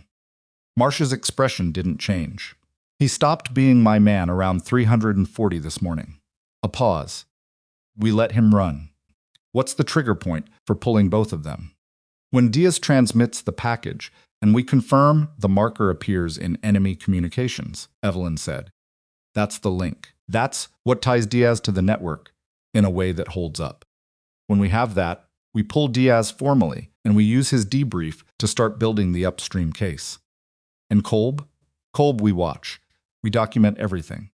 We don't pull him until the upstream case is further along, because pulling him now without the principal tells us nothing, and the principal will simply replace him. So we're actively protecting an operative who is feeding intelligence to a network that has killed American soldiers, Marsh said. His voice was flat and even, and the flatness was doing significant work. We're managing his continued operation in a controlled environment for a defined time window in order to build a case that reaches further up the chain than we can currently touch, she said. That's not the same thing, isn't it? The question sat in the room. She didn't flinch from it. It's the job, Captain. The part of the job that doesn't feel like the job. Marsh looked at his coffee cup, looked at the wall, looked back at her. How long is the window? 24 to 48 hours. Once the marker shows up in enemy communications, we move. He was quiet for 10 seconds.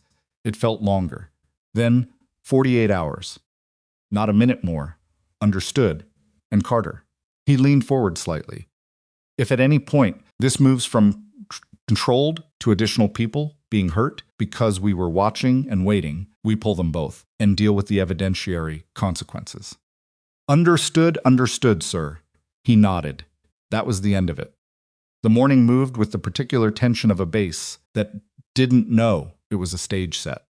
The device collection at 700 produced minor grumbling from the team and no visible reaction from Cole beyond a flat compliance that could be read as either professional equanimity or very good training. Diaz handed over his personal phone with the mild irritation of a man performing mild irritation correctly. The secondary device she knew was not his personal phone. It would be cached somewhere on his person or in his bunk space. Collection wouldn't touch it. By 900, Kolb was in the signals section with Pena and a disassembled comms unit and the particular occupied misery of a technically competent man being asked to work a problem he found beneath him. At 930, the routing cycle completed. The folder landed on Diaz's desk in the team room. She was not watching directly. She had positioned Gilroy's access to the base's internal camera system, a request that had taken 20 minutes less, and a conversation that Gilroy would characterize later as the most uncomfortable professional exchange of his career to cover the team room entrance and the corridor outside Diaz's bunk space. She watched the feed on a clean tablet in the East Building annex. Diaz picked up the folder at 934, opened it. Read the first 2 pages of maintenance documentation with the unremarkable attention of a man doing administrative review. Turn to the 3rd page. stopped. She watched him read it. Watched him read it a second time. Watched him set the folder down on the desk and lean back in his chair and look at the ceiling for approximately 12 seconds, the specific look of a man who has just received something unexpected and is deciding what to do with it. He picked the folder back up. Read the third page again. Set it down. Closed it. Put it under 2 other folders on the desk. Stood up. Checked his watch. Walked out of the team room. Tracked him on the feed corridor. Exterior. Motor pool direction. She sent Hartley. He's moving. Stand by for transmission attempt. The response came back in 40 seconds. Relay nodes are hot. We're watching. She waited. At 9:58, 24 minutes after reading the document, Diaz's secondary device transmitted. Hartley's team caught it. The transmission was brief, under 90 seconds, but complete. The authentication marker was embedded in the content. Marker confirmed in transmission, Hartley wrote at 1003. Cross-referencing against enemy communications network. Now. Estimated confirmation time, 2 to 4 hours. She closed the tablet. Sat back. 2 to 4 hours. If the marker showed up in enemy comms within that window, they had the link. Everything else followed from that. She should have felt something like relief. The mechanism was working. The case was building. The thing she'd come here to do was approximately 4 hours from completion. Instead, she felt the specific alertness of someone who has been operational for long enough to know that the period between the action and the confirmation is the most dangerous period, because it's the window when the unexpected arrives. She was right about that.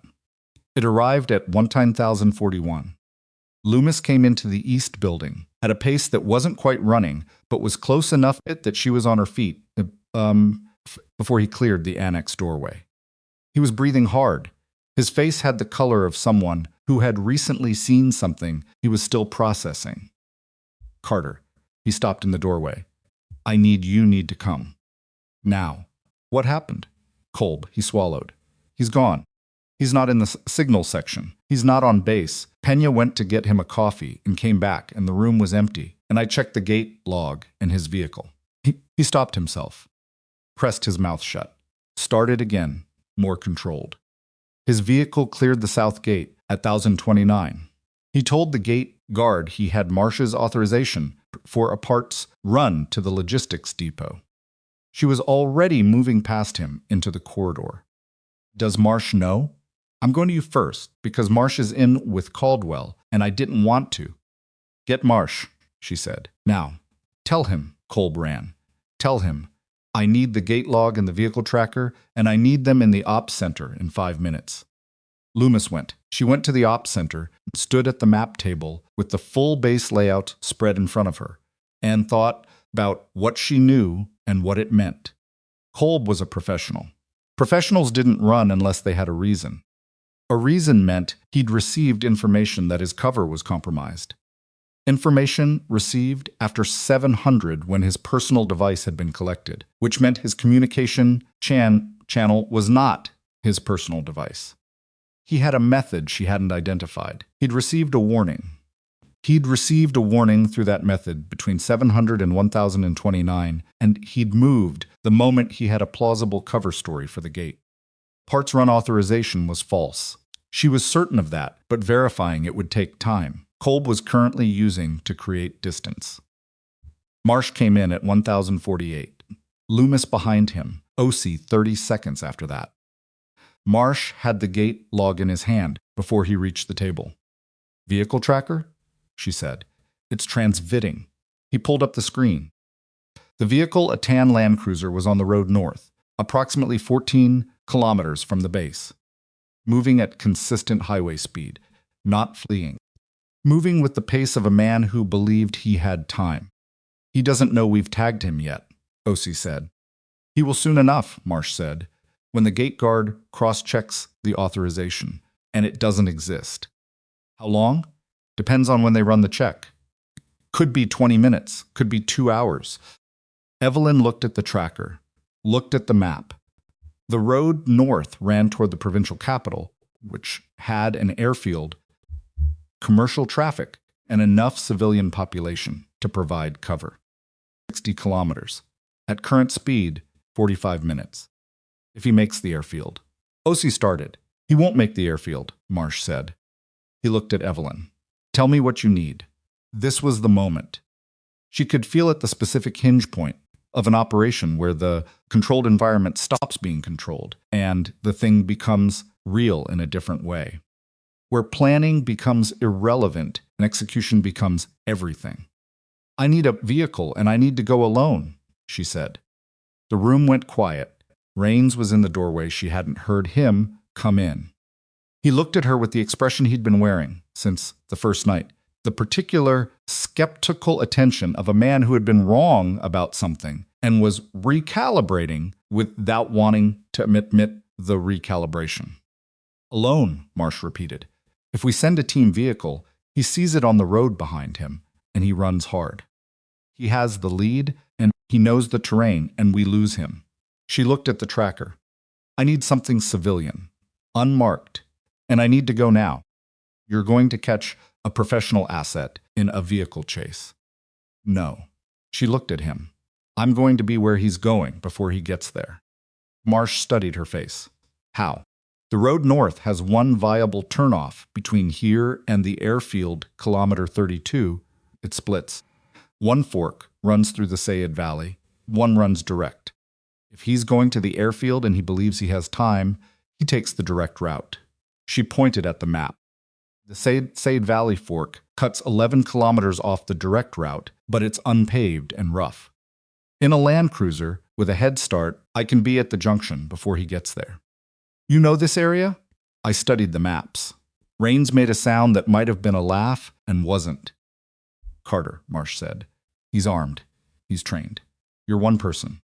Yes, she said. That's why it works. The word she didn't say was also. She was also trained, also armed, also something that Kolb had no accurate intelligence on, because nobody on this base had accurate intelligence on her, except the two men standing at this table. She had spent 3 weeks being invisible and irrelevant and background noise, and Kolb's threat assessment of Evelyn Carter, SFC, sniper attachment, was approximately 0. That was the weapon, the oldest one. Marsh looked at her for 4 seconds. Then, Loomis, get her the keys to the gray Hilux in the civilian vehicle pool. And Carter, he paused. That vehicle has a tracker, too. I'm going to be watching it. I know, she said. She was already moving. The Hilux was dusty and had a broken left side mirror, and the suspension had been abused by someone who treated Afghan road conditions as a personal challenge. She hit the Valley Fork at kilometer 32 at 1,109, which gave her by her calculation 11 minutes, before Kolb's Land Cruiser reached the same point on the direct road. She drove the fork to the merge point, where the two routes rejoined at the base of a low ridge before the road continued north toward the airfield. She pulled off the road on the high side of the merge into a gap between two large rock formations that had been providing cover for travelers and ambushers alike for roughly 4,000 years. She got out, opened the cargo bed, pulled out the soft case she'd brought from her bunk, not the MK-13, which was locked in the armory. Her backup. A Glock 19 she'd carried for 3 years and trusted like a tool she'd built herself, and a compact spotting scope that was her own equipment, not issued. She set up behind the near rock formation, glassed the road below. Empty. The merge point was visible from 200 meters, a natural choke. One road coming in from the left, the direct route from the base. One road from behind her, they joined in a flat area before the ridge where there was nowhere to go except forward. At 1,118, the Land Cruiser appeared on the direct road. She watched it through the scope. Kolb was driving with the window down. Despite the cold, she could see his left arm resting on the door frame, which was the posture of a man who was not currently alarmed. He was scanning ahead, not behind. Comfortable pace. She got in the Hilux, pulled it back onto the road, and drove it forward to the merge point, and stopped it sideways across the road. Got out, stood beside it. The Land Cruiser slowed as it came around the base of the ridge, and the road straightened, and the gray Hilux came into view, blocking the route. She watched it slow further, watched Kolb through the windshield, the precise moment his face shifted from mild inconvenience to something else. He stopped the Land Cruiser 20 meters back. They looked at each other through two windshields for a moment. Then his door opened and he stepped out. He was calm. She gave him that. He stepped out of the vehicle, with his hands visible and his posture even, and the face of a man who had not yet decided which version of this situation he was in. "Carter," he said, as if this were mildly surprising. "Kolb." She stayed beside the Hilux, left hand on the doorframe, right hand loose at her side. "Long way to go for parts." He looked at her, made a calculation behind his eyes that she could almost hear. "Logistics depot runs long. You know how it is. The authorization you gave the gate guard. Marsh didn't issue it." A pause. 2 seconds. "Must be a miscommunication." "Must be." She held his gaze. "You want to come back and sort it out?" He was 12 meters from her. She watched his right hand. It hadn't moved yet. Hadn't moved toward anything. "I don't think so," he said. "Kolb." She kept her voice even. "Whatever you've been told about how this ends, the people running you don't retire their assets. Place them. You know that." Something moved across his face. Fast. Gone before she could fully read it. "You have no idea what I know," he said. "I know you've been doing this long enough to understand the math. I know you made a call this morning that told your handler the base was running a counter-operation. I know he told you to move." She paused. "What he didn't tell you is that we've been watching your channel since 340. We recorded the call. We have it." His right hand moved 6 inches toward his hip. "Don't," she said, very quietly. He stopped. The wind came off the ridge and moved between them, and the road was empty in both directions, and the mountains stood around them, enormous and indifferent. "What happens if I come back?" he said.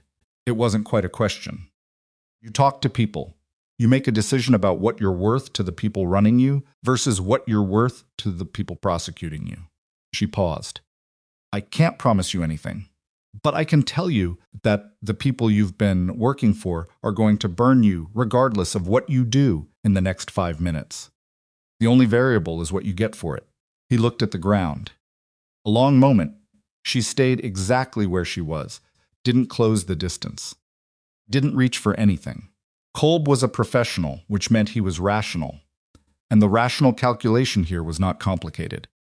He was in the middle of a road in Afghanistan with a blocked route, a woman who knew what he was, evidence logged against him at the base, and a handler who had just effectively announced that his cover was compromised by telling him to run. Running further accomplished nothing. His network was already treating him as burned. He raised his head, looked at her. "I want a lawyer present before any formal questioning," he said. "That can be arranged. And I'm not giving you anything that goes into a system before I see what immunity looks like on paper." Also reasonable. He looked at her for another moment. Professional assessment of a man who was trying to determine whether the woman in front of him was going to hold to what she'd said, or whether this was the kind of conversation that ended differently regardless of what was agreed. She held his gaze and gave him nothing to read except steadiness. He nodded once. A small movement. Concession without performance. "All right," he said. He walked back to the Land Cruiser, turned it around on the narrow road in a 3-point turn that took 4 attempts because the shoulder was crumbled, drove it back to the merge point. She moved the Hilux. They drove back toward the base with her behind him, watching the back of his head through 2 windshields, and she thought about what he'd said. "I want a lawyer. Not I didn't do anything. Not you're making a mistake. Not the protestations of a man wrongly accused. The first move of a man who has accepted the situation and is now working the next problem." She followed him back through the valley and onto the main road and toward the base, and she kept distance. And she kept her right hand loose. 1149. She radioed Marsh. "Coming in," she said. "Both vehicles." A pause. Then, "Copy that." She could hear something in his voice that she didn't try to name. 1201. Kolb's Land Cruiser pulled back through the south gate of Camp Blackthorn, and she pulled in behind it, and the gate guard, the same one, who'd logged the false authorization, watched both vehicles pass with the wide-eyed attention of a young soldier who had just understood that something was happening, but not yet what. Marsh was waiting in the vehicle yard with OC and two MPs who stood at the appropriate distance, with the appropriate posture of men who had been briefed enough to understand action without being told everything. Kolb got out of the Land Cruiser. He looked at Marsh once, and there was something in that look, a fraction of a second, that was neither guilt nor defiance, but something more complicated and more human. The look of a man who had known someone for years and was now on the other side of a line from him and was aware of the full weight of that. Marsh didn't return the look. He kept his eyes forward and his face flat, and he gestured to the MPs with a small, controlled movement of his hand. Kolb went with them without incident. Evelyn pulled the Hilux into a parking space and got out and leaned against the door for a moment. The sun was higher now, and it had brought some warmth, and she let it hit her face the way she'd let it hit her face at the motor pool the previous morning. Her phone vibrated. Hartley. Marker confirmed in 3 separate enemy communication intercepts. Timestamp matches Diaz transmission window. We have the link. Proceed with formal detention. She looked at the message for a long moment. Then she looked at the vehicle yard, where Marsh was standing with his hands at his sides, watching the MPs escort Kolb toward the East Building, his back to her, his shoulders carrying something she understood without needing to see his face. She typed back to Hartley, proceeding. 2 subjects. Start building the upstream case. She pocketed the phone. She pushed off the Hilux and walked toward the operations center, and as she walked, she could feel the base around her, the ordinary machinery of it, the generators and the vehicles and the personnel moving through their routines, doing what it had been doing all morning, unaware that the fracture running through it had just been mapped to its full depth. Not healed. Mapped. There was a difference. Healing was someone else's work.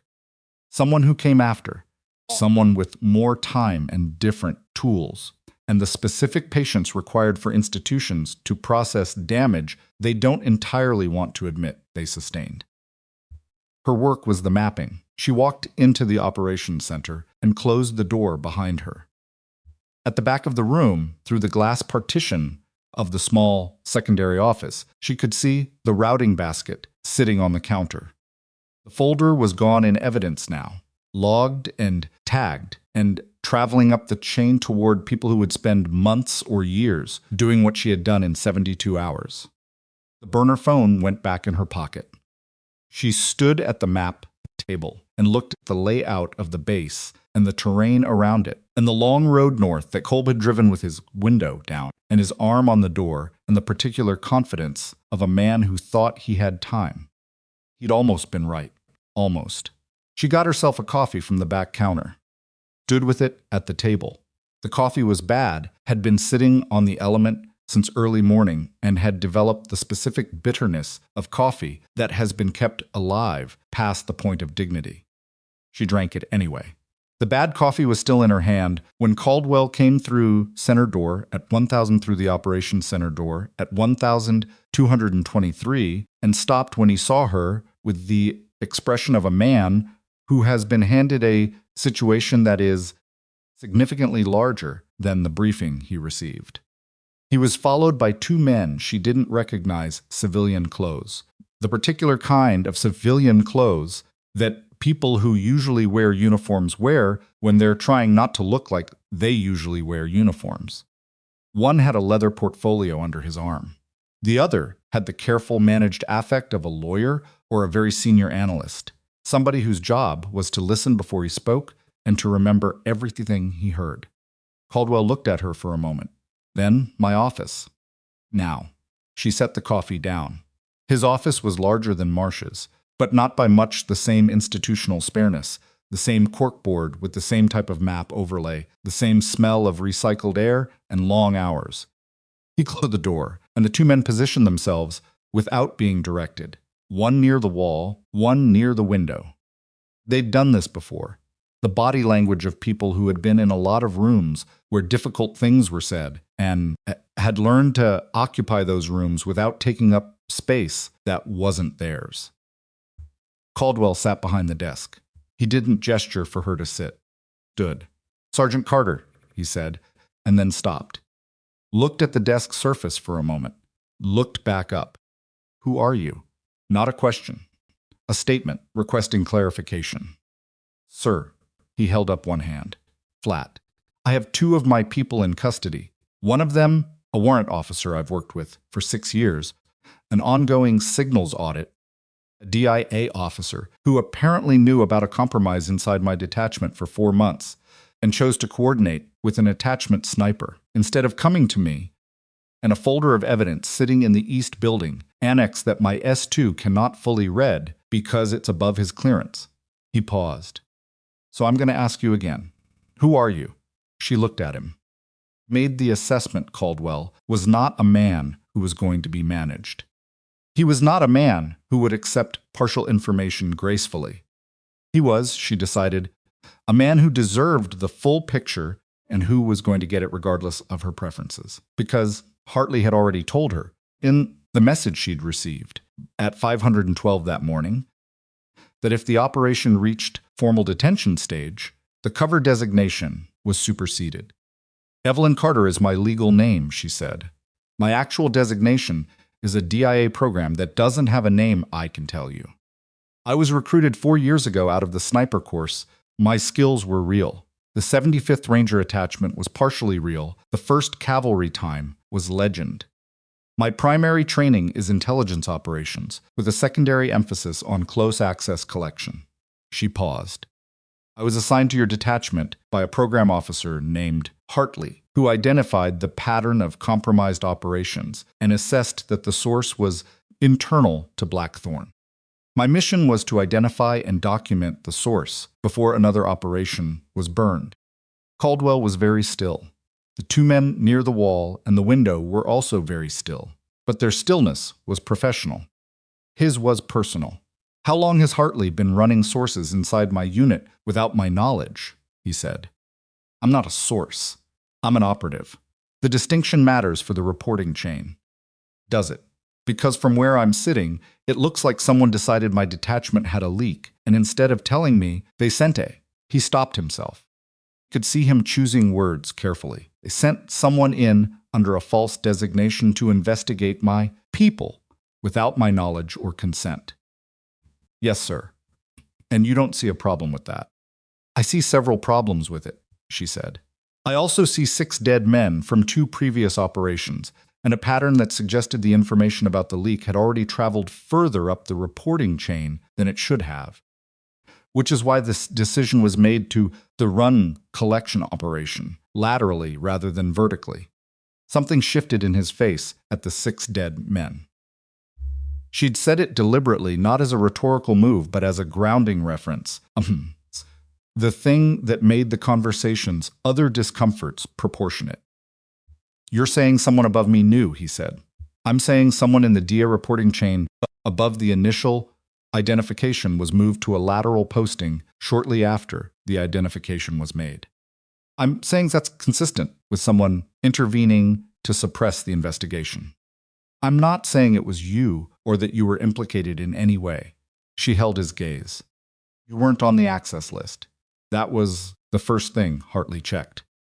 The air in the room had the specific weight of a man processing the fact that his organization had decided to investigate a problem in his command by going around him, and that the reason for going around him was that the problem had already demonstrated the ability to co-opt the normal reporting structure, and that this made the decision rational without making it feel less like a violation. She understood both sides of it. She'd been on both sides of it. "Diaz," Caldwell said. "How long?" At minimum 22 months based on the accessor record cross-reference. Possibly longer. And Kolb. We're still establishing the timeline. Channel was more sophisticated. Our current assessment is that Kolb may be a placed operative rather than a recruited asset, meaning he was positioned inside your unit deliberately, rather than turned after the fact. Caldwell put both hands flat on the desk, looked at them. A placed operative who cleared our vetting process and served 4 rotations. Yes, sir. That's not a vetting failure. That's a systemic penetration. Yes, sir, that's the correct characterization. He looked up, and the principal. Germany, still being developed. The marker transmission is confirmed in enemy communications. The Diaz link. The Kolb upstream is a separate thread higher sophistication, different network architecture. Hartley's team is working both. One of the 2 men near the wall spoke for the first time. His voice was quiet and precise. Sergeant Carter, I'm going to need to take a full operational debrief. Everything from initial recruitment into this operation through the detentions this morning. Every decision point, every communication with Hartley, every piece of collection you conducted on this base. She looked at him. And you are? Inspector General's office. He didn't offer a name. This installation and this program are going to be under review. Your cooperation is required and expected. My cooperation is available, she said. After I speak with Hartley. That's not negotiable, she said. Hartley is my program officer. Any formal debrief happens with his knowledge. That's not obstruction. That's how the program works. The man looked at Caldwell. Caldwell looked at Evelyn. There was a long moment in which several institutional positions competed with each other in the available airspace. Get Hartley on the line, Caldwell said to the room. Let's do this correctly. It took 40 minutes to get Hartley on a secure line. During those 40 minutes, Evelyn sat in a chair that someone had finally offered her in the corner of Caldwell's office and drank water that someone else had brought, and watched the institutional machinery begin to engage the calls, pure communications, the careful language of people who were managing the gap between what had happened and what the official record would reflect. She was familiar with that machinery. She'd worked inside it and around it and occasionally directly against it for 4 years. It was not malicious, exactly. It was the natural behavior of organization protecting their continuity. Organizations did not like to acknowledge penetrations because penetrations implied failures, and failures implied accountability, and accountability implied consequences. And consequences were uncomfortable for everyone in the building, including the people who hadn't done anything wrong in Candid. She had learned to work with the discomfort rather than against it. It was faster. Hartley's voice came through the secure speaker at 1312. He sounded tired in the specific way of a man who had been awake since before she'd messaged him at 430 and had spent the intervening hours in conversations he hadn't been looking forward to. Major Caldwell, he said, I want to begin by saying that I understand your frustration, and I think it's warranted. It's more than frustration, Caldwell said. Yes, I imagine it is. A pause. The decision to run a lateral collection operation inside your detachment without your knowledge was made above my level. I want to be clear about that. The assessment was that the reporting chain had been compromised and that informing the installation commander carried a risk of the operation being surfaced to the wrong people. That assessment was not directed at you personally. Understanding that it wasn't personal doesn't make it feel less personal. Mr. Hartley, no. I don't imagine it does. Another pause. What I can tell you is that your detachment is clean. Your people, the ones who weren't Diaz or Kolb, are clean. Penetration was targeted and specific, and it was found. The record will reflect that this installation cooperated fully once the formal operation began. The formal operation began 3 weeks ago. The formal operation began this morning, Hartley said, when your command authority was read in and detention was authorized.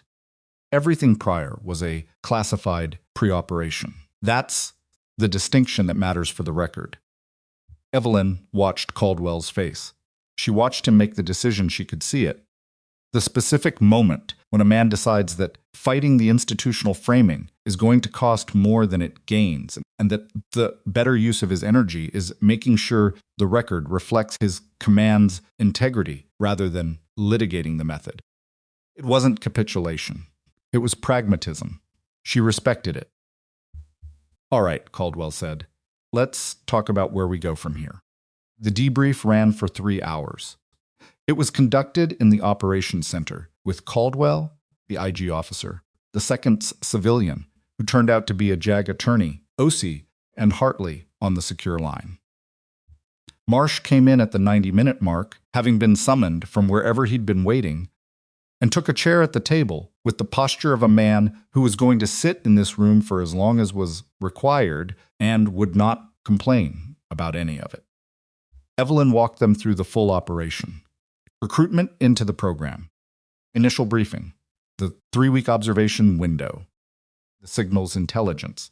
The RF scanner. The wrapper. The controlled information package. The building of the upstream trace. Kolb's 340 movement. The restructured approach. The road north.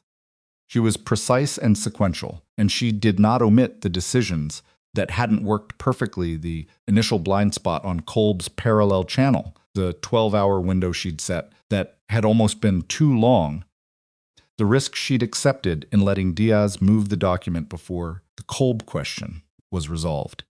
She laid it out the way you laid out an honest after action, because an honest after action was the only kind that was actually useful.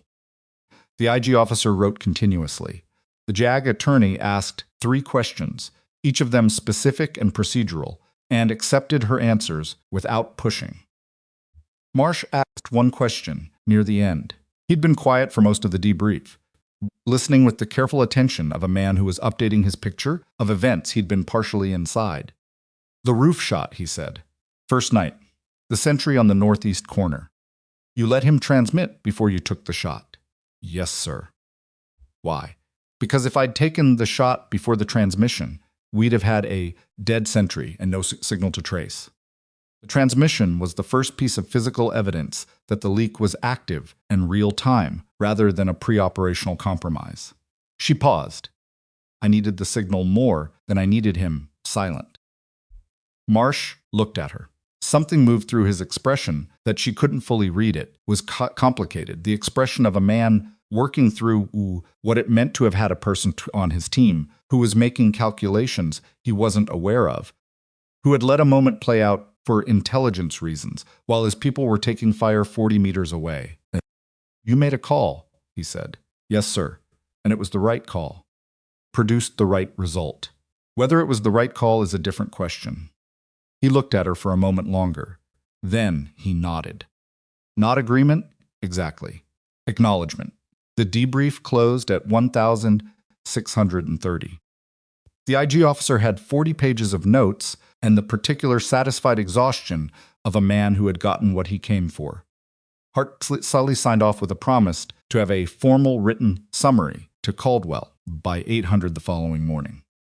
The JAG attorney began discussing custody procedures for Diaz and Kolb with the MPs who'd been waiting outside the door. People filtered out. Evelyn stayed in her chair for a moment. The operations center emptied around her until it was just her and Marsh and the hum of the equipment. He was looking at the screen that still showed the vehicle tracker, the Land Cruiser back in the vehicle yard, stationary, the dot on the map, going nowhere. "Raines wants to talk to you," he said, without turning around. "Does he? He's not going to apologize. That's not how Raines works. But he wants to talk." "All right, and Hendricks is asking about you." "From the aid station. He heard something happened and he wants to know what." Marsh turned from the screen. "I told him you were fine. I didn't tell him anything else." "Thank you, sir." He looked at her. "Stop calling me, sir." "We're past that." He moved toward the door. Stopped. "What happens now?" "To you. The assignment. I'll be reassigned." This operation is in the evidence phase, now that belongs to other people. You just move on to the next one. That's the job. He was quiet for a moment. She could see him processing it, the particular life of it, the constant mobility, the way it required you to build enough connection to be effective, and not so much that leaving cost you your operational stability. The impossible calibration. Does it work? He said. Long term. Does it actually work for a person? She thought about that, honestly. Not the answer that sounded right or the answer that would reassure him. Actual honest answer. Some days, she said. He nodded. That's a real answer. It's all I've got. He went out. She stayed another minute in the empty room. Then she went to find Rains. He was in the motor pool, which was where Rains apparently went when he needed to be, somewhere that wasn't a room with walls close together. He was doing something mechanical to a vehicle that probably Maton didn't need doing, the kind of maintenance that men perform when they need to keep their hands busy while their heads work. He heard her coming and didn't look up. She stood at the edge of the vehicle bay. Let the silence run for a moment. Hendricks is going to need 3 surgeries, Rains said. Leg is a mess. He'll keep it, but it's going to be a long road. I heard. He's 29 years old. He put down the wrench he'd been using. Picked up a rag. Didn't look at her. You want to tell me something? Go ahead. I wasn't going to tell you anything, she said. You wanted to talk. He looked up at that. His face had the weathered, carved quality of a man who'd been outdoors in difficult conditions for most of his adult life.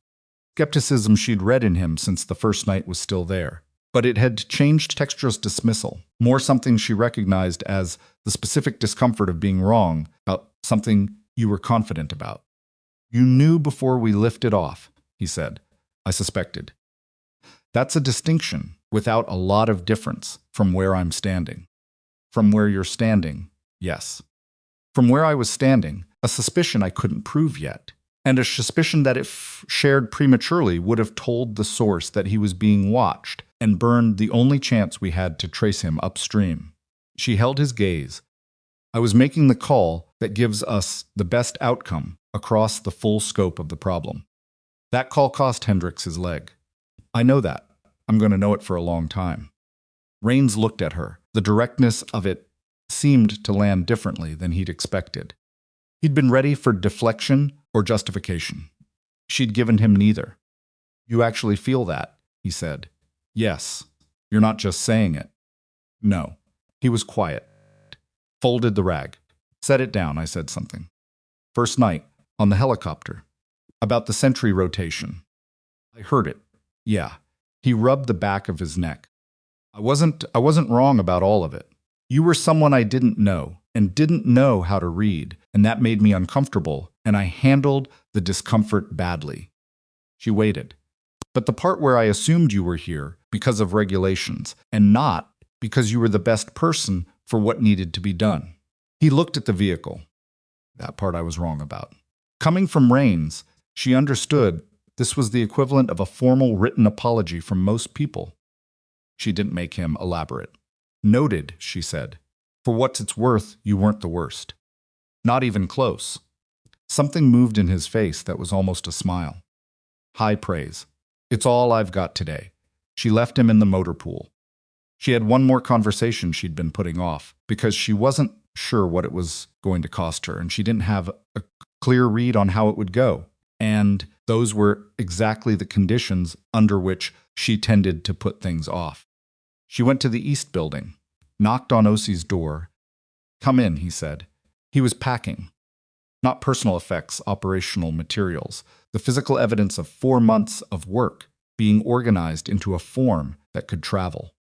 Folders, a laptop, a secure drive, several notebooks with the careful systematic entries of man who documented everything by hand, because he didn't trust the security of digital systems. He looked up when she came in. Carter, Osi. She stood in the doorway. The deputy director in Brussels. The one you reported to 14 months ago. What about him? Did you know he was going to be moved before it happened, or did you find out after? He set down the folder he was holding. I found out after. Why? Because I need to know if you were ever in a position where you had the option to prevent it and didn't. He looked at her steadily. No. I found out 2 weeks after the fact through a colleague. By then there was nothing to be done. A pause. Why does it matter now? Because the IG review is going to go through your decisions for the past 4 months, and they're going to find the 14-month decision, the one you made too fast, and they're going to build a narrative around it. I want to know if the narrative is fair before I decide whether to support it. He was quiet for a moment. His expression was complicated. You're telling me you have the ability to influence the IG narrative.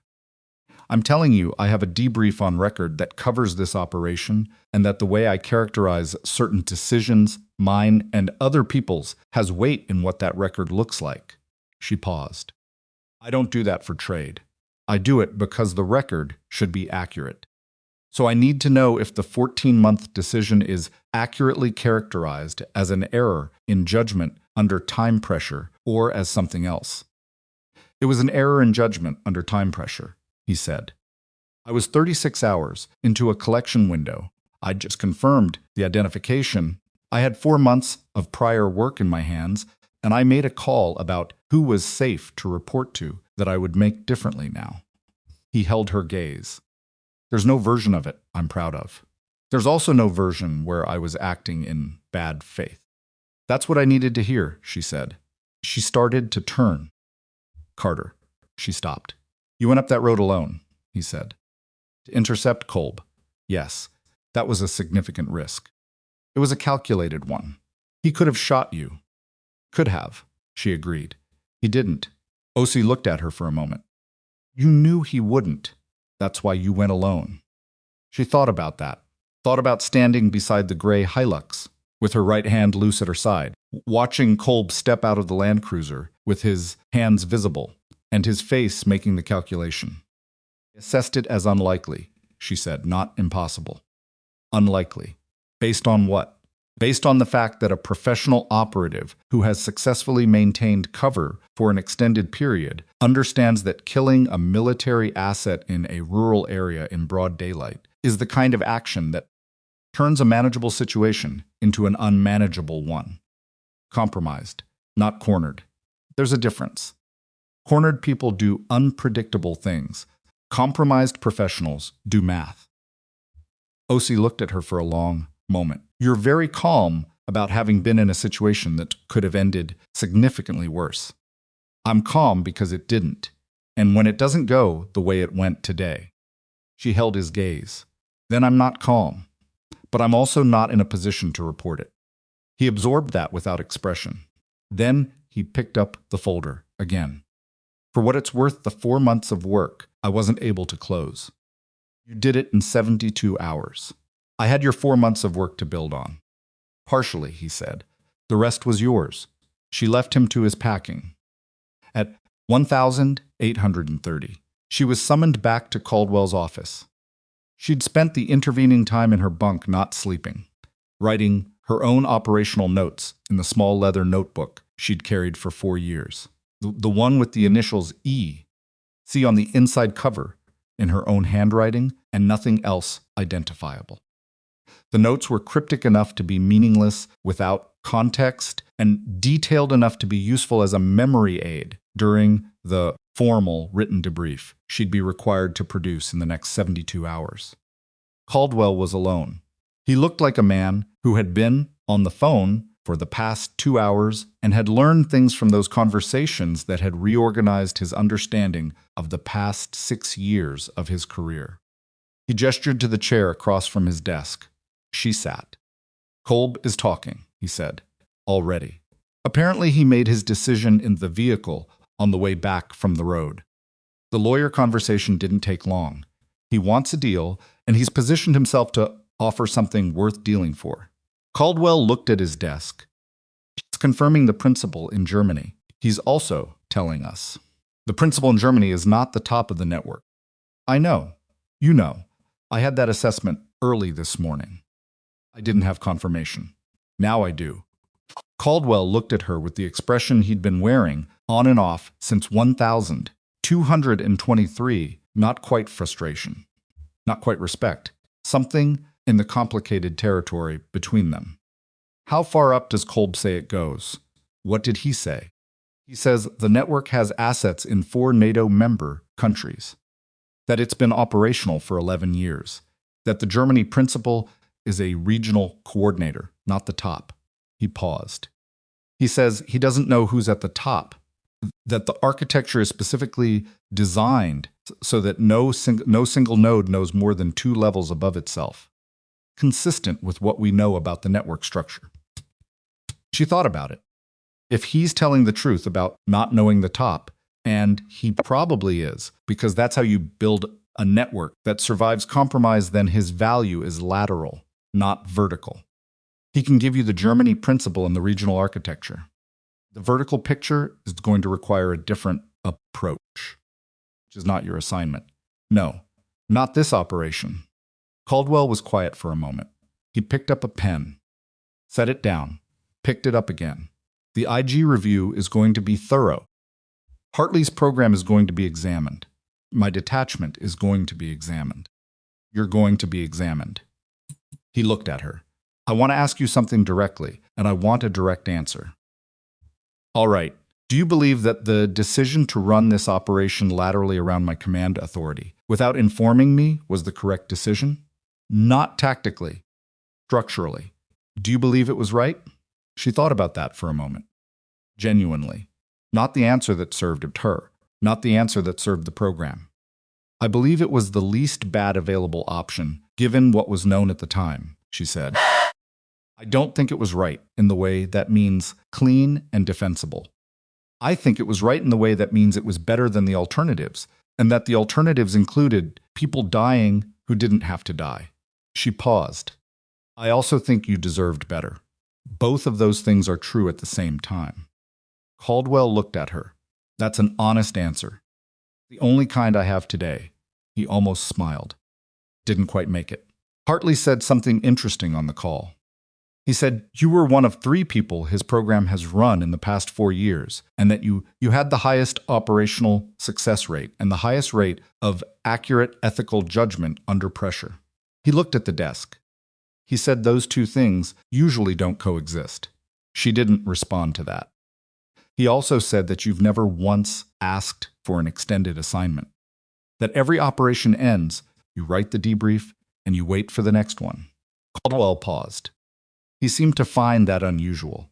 What did you say? I said it sounded like someone who understood the work. He straightened in the chair. For whatever it's worth, Sergeant, the work you did here. What it cost to do it. He stopped. Tried again. My people are alive who might not be if someone hadn't been paying attention in a room full of people who weren't paying attention to her. She sat with that. Thank you, sir, she said.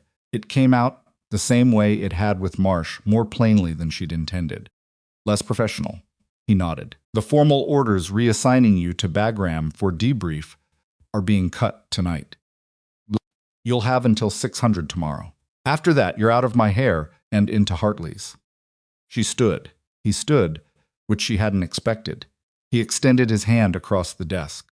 She shook it. At 2,100, she went to the aid station. Hendricks was in the 3rd bed from the left, in the 4-bed ward, which was as close to private as the aid station got. His leg was elevated, wrapped from mid-thigh to ankle, and he was lying with his head propped at an angle that suggested the elevation was not voluntary. He looked pale and uncomfortable and very awake. He saw her come in. His expression shifted, not hostility, not surprise exactly. More like someone recalibrating a picture that had recently been significantly revised. Pulled a chair to the bedside and sat. How's the leg? She said. It hurts. He said it plainly, without performing toughness about it. She appreciated that. They say 3 surgeries. I'll run again eventually. That's the word eventually, doing a lot of work. Yeah. I heard about Diaz. He looked at the ceiling. 6 years. We've been in the same unit for 6 years. She didn't say anything to that. Did you know before the mission? He asked. He looked at her when he asked it. Direct. He wanted the honest answer. I had a strong suspicion. I didn't have proof, but you knew enough that you could have flagged it. I knew enough that flagging it without proof would have burned the investigation and let the source go to ground. And the source would have rebuilt and burned more operations, and more people would have been in more beds. She paused. That doesn't make your leg hurt less. I know that. He looked at the ceiling again. Worked something through? No, it doesn't. A long pause. But I've been thinking about it since Marsh told me what was happening. And I keep coming back to the same thing. He looked at her. You were the only one who was actually doing the right job. The rest of us were doing the job we thought we were doing. You were doing the actual job. That's a generous read. It's the accurate one. He shifted, grimaced, settled. Wade told me about the sentry, the roof. You let him transmit. Yes, that was a hard call, yes. He was quiet for a moment. Then, I don't blame you. I want you to know that. I'm not going to tell you it doesn't matter, because my leg says it matters. But I don't blame you. She sat with that. It was a harder thing to receive than criticism, in its way. Thank you, she said. He made a sound that was not quite a laugh. Now I've made it weird. Sorry. You haven't. She stayed another 20 minutes. They talked about other things, not nothing, not avoidance, just the ordinary conversation of two people who had been through something together and were on the other side of it and needed to exist in the same room without the weight of it being the only thing in the room. He told her about a town in eastern Tennessee where he'd grown up. She told him nothing personal because she had learned a long time ago that the information asymmetry of her work meant that friendships formed this way was going to be unbalanced. And unbalanced friendships were harder to leave. And she was leaving at 600. She said, "Good night." He said, "Good night." She went to the door. "Carter," he said. She turned. "Whatever you do next, whoever you're watching, that doesn't know you're watching them." He paused. "Be careful." She looked at him across the small ward. "Always," she said. She went out into the night. The base was in its late evening rhythm, quieter, slower, the skeleton crew settling in. Temperature had dropped again. Her breath made its familiar ghosts. She walked back toward the housing block, past the motor pool, past the east building with its light still on behind the nondescript door, past the operations center where someone on night duty was running a screen she couldn't see from this angle. She stopped at the edge of the vehicle yard. The Land Cruiser was still there. The dot that had been moving north at highway speed was stationary now, had been stationary for 8 hours, would not move again under its own authority. She looked at it for a moment. Then she looked at the mountains, dark and enormous in the distance. The same mountains she'd been lying below 3 nights ago with the MK-13 on the bipod and the scope full of a compound that turned out to be empty. The mountains were exactly the same. Everything below them had changed. She turned and walked inside. She had a debrief to write, and 6 hours before the order took effect. And she was going to use them well, because Hartley had already sent one more message at 1900 that she'd read and not yet responded to. Germany is moving faster than anticipated. Principal may be in transit. New operational package coming. Take 24 hours at Bagram. Then report to Frankfurt Station. Cover designation to follow. She sat on the bunk, opened the notebook. Wrote the debrief from the beginning clean, complete, every decision, documented and dated and honest. Somewhere across the base, in the East Building, Kolb was talking to lawyers and making the calculations of a man who had crossed a line he couldn't uncross and was now working with whatever he had left. Somewhere in the housing block, Diaz was in a room with a locked door and the particular silence of a man whose next several years had just been determined for him. Somewhere on a road in Germany, a man who managed regional networks and moved deputy directors and had been doing both for 11 years was moving towards something he thought was safe. Evelyn Carter wrote her debrief in a small notebook with her initials on the inside cover, in a room she would leave in 6 hours, and she did not think about Frankfurt or the cover designation or what came next. She wrote, she documented. She closed the loop on the things she'd come here to do. That was enough for tonight.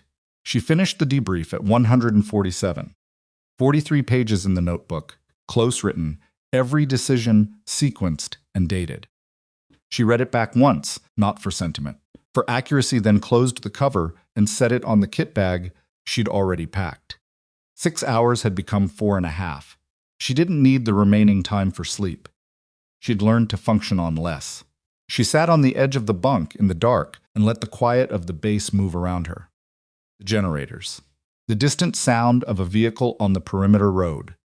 Particular quality of silence that exists in a place where people are sleeping hard after days that cost them something. She thought about Hartley's message. Frankfurt Station. Germany moving faster than anticipated.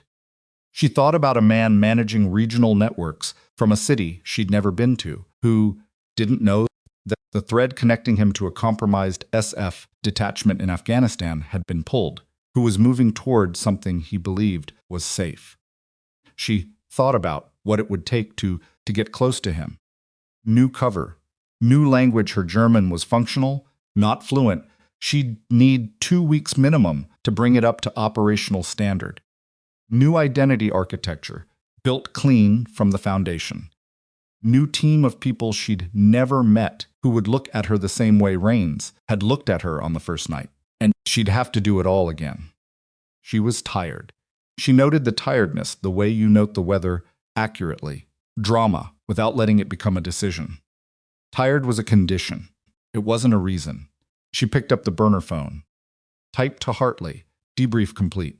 Departing 600. Confirm Frankfurt timeline. She set the phone down. It vibrated 40 seconds later.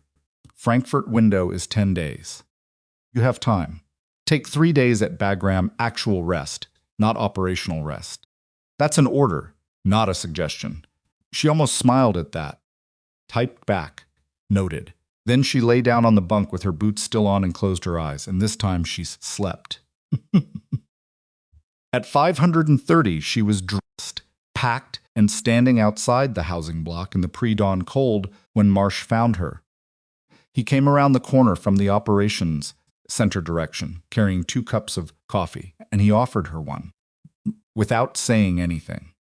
Took it. They stood in the dark together and drank bad coffee and watched the sky above the mountains begin its slow shift from black to the particular deep blue that exists for about 20 minutes before the actual dawn. Hendricks is asking to be transferred stateside for the surgeries, Marsh said. I'm supporting the request. That's right. Wade wants to go with him. Use some of his leave. Also right. He drank his coffee. Rains told me about your conversation. In the motor pool. He didn't need to do that. No. But Rains does things he doesn't need to do when he's processing something difficult. How he's wired. Marsh looked at the mountains. He said straight with him. I tried to be. He respects that. More than an apology, Rains has no use for. Apologies thinks they're a transaction where somebody gets to feel better without actually doing anything different. He paused. He's not entirely wrong about that. She drank her coffee. The blue above the mountains was deepening, the first suggestion of color at the far eastern edge. Diaz, she said, what do you know about the formal process? Jag has him. It goes to a general court-martial. The evidence package you built is apparently, according to the Jag attorney, unusually complete for a case at this stage. He said it neutrally. Kolb is in a different lane. His deal is being negotiated above my pay grade. I'll find out what I find out when they decide I need to know it. That's hard. Yes. He didn't elaborate on what specifically was hard. He didn't need to. 6 years of working alongside a man. 4 rotations. A wedding. The specific particular damage of that kind of betrayal was not something she could fix or soften, and they both understood that. The upstream investigation, he said. Germany. Is that you? I can't talk about that. I know. I'm asking anyway. She looked at the mountains. The people responsible for the network that ran Diaz and Kolb are going to be found. Going to take time. It's going to require people with the right skills in the right positions. She paused. The work doesn't stop. Marsh was quiet for a moment. That's as close to yes as I'm going to get. Yes. He drank the last of his coffee, held the empty cup in both hands. I've been trying to figure out what to say. Since yesterday. About all of it. The way it was run, the decisions you made, what it cost. He stopped. Keep landing in the same place. She waited. You came into my team, and you were invisible for 3 weeks, and you did something that I, with all my experience and my people and my authority, couldn't do. And you did it alone, in a place where nobody was watching your back, and you did it in a way that kept as many people alive as could be kept alive given what you were dealing with. He looked at her. I don't have a clean feeling about how it was done. I'm not sure I'm supposed to. But the outcome, the men who are alive, because you were here, that part is clear. She held his gaze. I'll take that. It's what I've got. The dawn was coming properly, now. The mountains catching the first real light along their eastern faces. The cold sharpening the way cold does just before the temperature begins its slow daily concession. A vehicle came across the flight line, her transport to Bagram. A standard military van, arriving 4 minutes early. The driver left it running and waited. She picked up her kit bag, held the coffee cup for a moment, then set it on the concrete barrier beside her. Marsh extended his hand. She shook it. His grip was firm and brief and carried everything that neither of them was going to say. Carter, he said as she turned. She stopped. Whatever name you're using next. He paused. Be careful with it. She looked at him over her shoulder. Always, she said. She walked to the van. Bagram was bigger, louder, and significantly warmer than Blackthorn, which made it feel like a different country, despite being the same one. She processed in, turned over the burner phone to Hartley's contact, a young woman named Bryce, who moved with the efficient precision of someone who had been doing this long enough to be good at it and not long enough to be tired of it yet, and was assigned transient billet in the East Housing section that had a window and a functioning shower and a mattress that was not actively hostile. She slept for 11 hours, not the operational 4-count sleep of the past 72 hours. As real sleep, the kind that doesn't monitor the door. She woke at 800 the next morning to a message from Hartley. When you're ready. No rush. Bryce has your secure terminal access. She showered. Ate in the main dining facility. Real food in quantity. The kind of meal that exists to remind you that your body had been running on adrenaline and discipline for 3 days and required actual fuel. She sat at a table alone and ate methodically and watched the room not operationally, just the habit of it, and let the noise of the larger base wash over her without analyzing it. It was the first morning in 4 days that she didn't wake up already calculating something. She noticed that, filed it. On the second day, Hartley called. Not a message, an actual call on the secure line in the terminal room. His voice coming through with the slight compression of the encryption layer and the background hum of wherever he was calling from. How are you? He said. Fine. I'm going to need a better answer than that, Evelyn. He almost never used her first name. She registered it. Tired, she said, but functional. The debrief package arrived this morning. I've read it. A pause. It's thorough.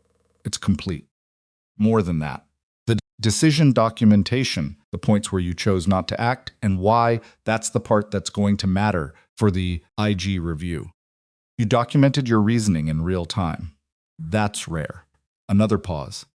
Most people in your position would have written it after the fact to make the decisions look cleaner than they were. The decisions weren't clean. Writing them clean wouldn't make them clean. No, it wouldn't. She could hear him moving something on his desk. Paper. He still worked with paper. Caldwell filed a commendation request. That's not standard commendations from installation commanders for program operatives are unusual enough that the paperwork doesn't entirely know what to do with itself. But it's in the file. She hadn't expected that. She sat with it for a moment. How is the upstream work going? She said. Germany is moving. Kolb's information confirmed the principal's identity. We have a name. We're building approach options. He paused. Going to be a different kind of operation than Blackthorn. Principal is sophisticated. He's been doing this for 11 years. He has counter-surveillance habits and a legal infrastructure that makes direct approach complicated. Meaning you need someone who can get close without looking like they're getting close. Meaning I need the right person in the right position. Another pause. I want to talk to you about Frankfurt before you commit.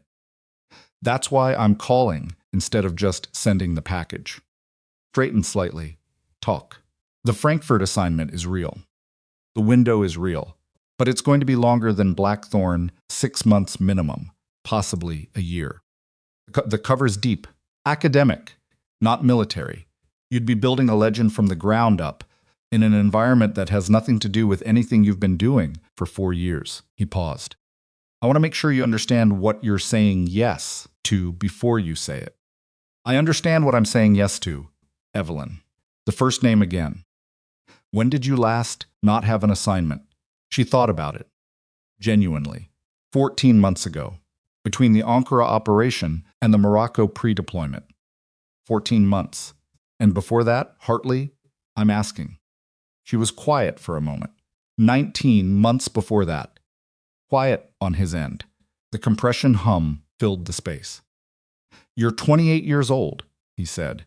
You've run 4 operations in 4 years, all of them successful, all of them alone, all of them in environments where the margin for error was small and the personal cost was significant. He paused. I'm your program officer. That means I'm responsible for the operational outcomes. It also means I'm responsible for the long-term operational capacity of the people I run. And long-term operational capacity is not infinite. I'm not burning out. I didn't say you were burning out. I said you haven't stopped. A pause. There's a difference. Burnout is the engine seizing. What I'm watching for is the kind of subtle drift that happens when a person who is very good at controlling their environment starts to lose the ability to be in environments they don't control. When the work becomes the thing you use to not be somewhere else. She was silent. I'm not diagnosing you, he said. I'm asking you to think about whether Frankfurt is a choice or a default. The room was quiet around her. The terminal hummed. Setten sex spect. Somewhere down the corridor, someone was having a conversation in rapid Dari that she could follow about 2/3 of. It's a choice, she said. You're sure? I'm sure that the work matters. I'm sure that the network we're talking about has been running for 11 years and has killed people and will keep killing people until someone gets close enough to understand its structure and dismantle it. I'm sure that I'm one of a small number of people who can do what that requires.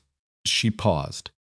Whether I'm choosing it or defaulting to it, I'm not certain. I can tell the difference from these inside.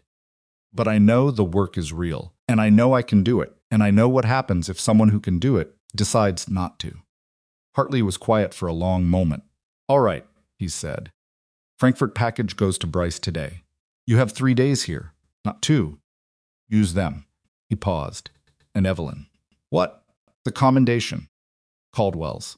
It goes in your file, which is a file that almost nobody will ever read, for work that almost nobody will ever know happened, in a place you're never going to be able to talk about. He paused. I want you to know that I read the file. And what you did at Blackthorn, the part about 6 dead men and the decision you made about the sentry and Hendrix's leg, and all the weight you've been carrying about whether the call was right, I want you to know that from. Where I sit, with everything I know, it was right. It was a hard call, and you made it right. She pressed her mouth together, looked at the terminal screen. Thank you, she said. It was the 3rd time in 4 days she'd said it and meant it more than she'd planned to. 3 days, he said. Rest, then Frankfurt. The line went quiet. On the 3rd day, she went to the range. Not to shoot. She brought the MK-13, she'd drawn it from the armory, signed it out under her cover designation, because the rifle was hers in the way that equipment becomes yours after enough time and enough use, and enough trust built in both directions, and she sat at the far bench on the empty, covered range in the mid-afternoon, and she broke it down. Methodical, complete. Every subcomponent separated and laid out in sequence on the cleaning mat. She worked through it slowly, without urgency, the way you work through something when the goal is not speed, but presence. The familiar weight of the parts, specific resistance of the bolt carrier, the way the trigger mechanism seated, the small imperfection of stock where someone had dropped it at some point before it came to her. And the repair was good, but not invisible. She knew this rifle the way she knew certain things, not through analysis, but through accumulated contact. Through the specific education of trusting something with your life repeatedly until the trust became automatic. Cleaned each component, reassembled, checked function, set it on the bench. She thought about Hartley's question. Choice or default? She thought about what she'd told him. I know what happens if someone who can do it decides not to. She'd meant it. She still meant it. But she also heard. Underneath it, the thing Hartley was actually asking, which was not whether the work mattered, but whether she had anything left that existed outside the work. Whether the Evelyn Carter, who sat on a cleaning mat in Bagram reassembling a rifle, was a full person or a very refined function. She didn't have a clean answer to that. What she had was the rifle and the mat and the quiet of the empty range and the specific piece of a task done completely. She thought about Hendricks. 3 surgeries. Eventually he'd run. Eventually was a long time from now. She thought about Rains in the motor pool. The careful, almost apology of a man who didn't do apologies. And the thing underneath it, the genuine revision of a judgment he'd held with confidence. That mattered to her more than she'd expected it to. Not because she needed the validation. Because it meant the revision was real.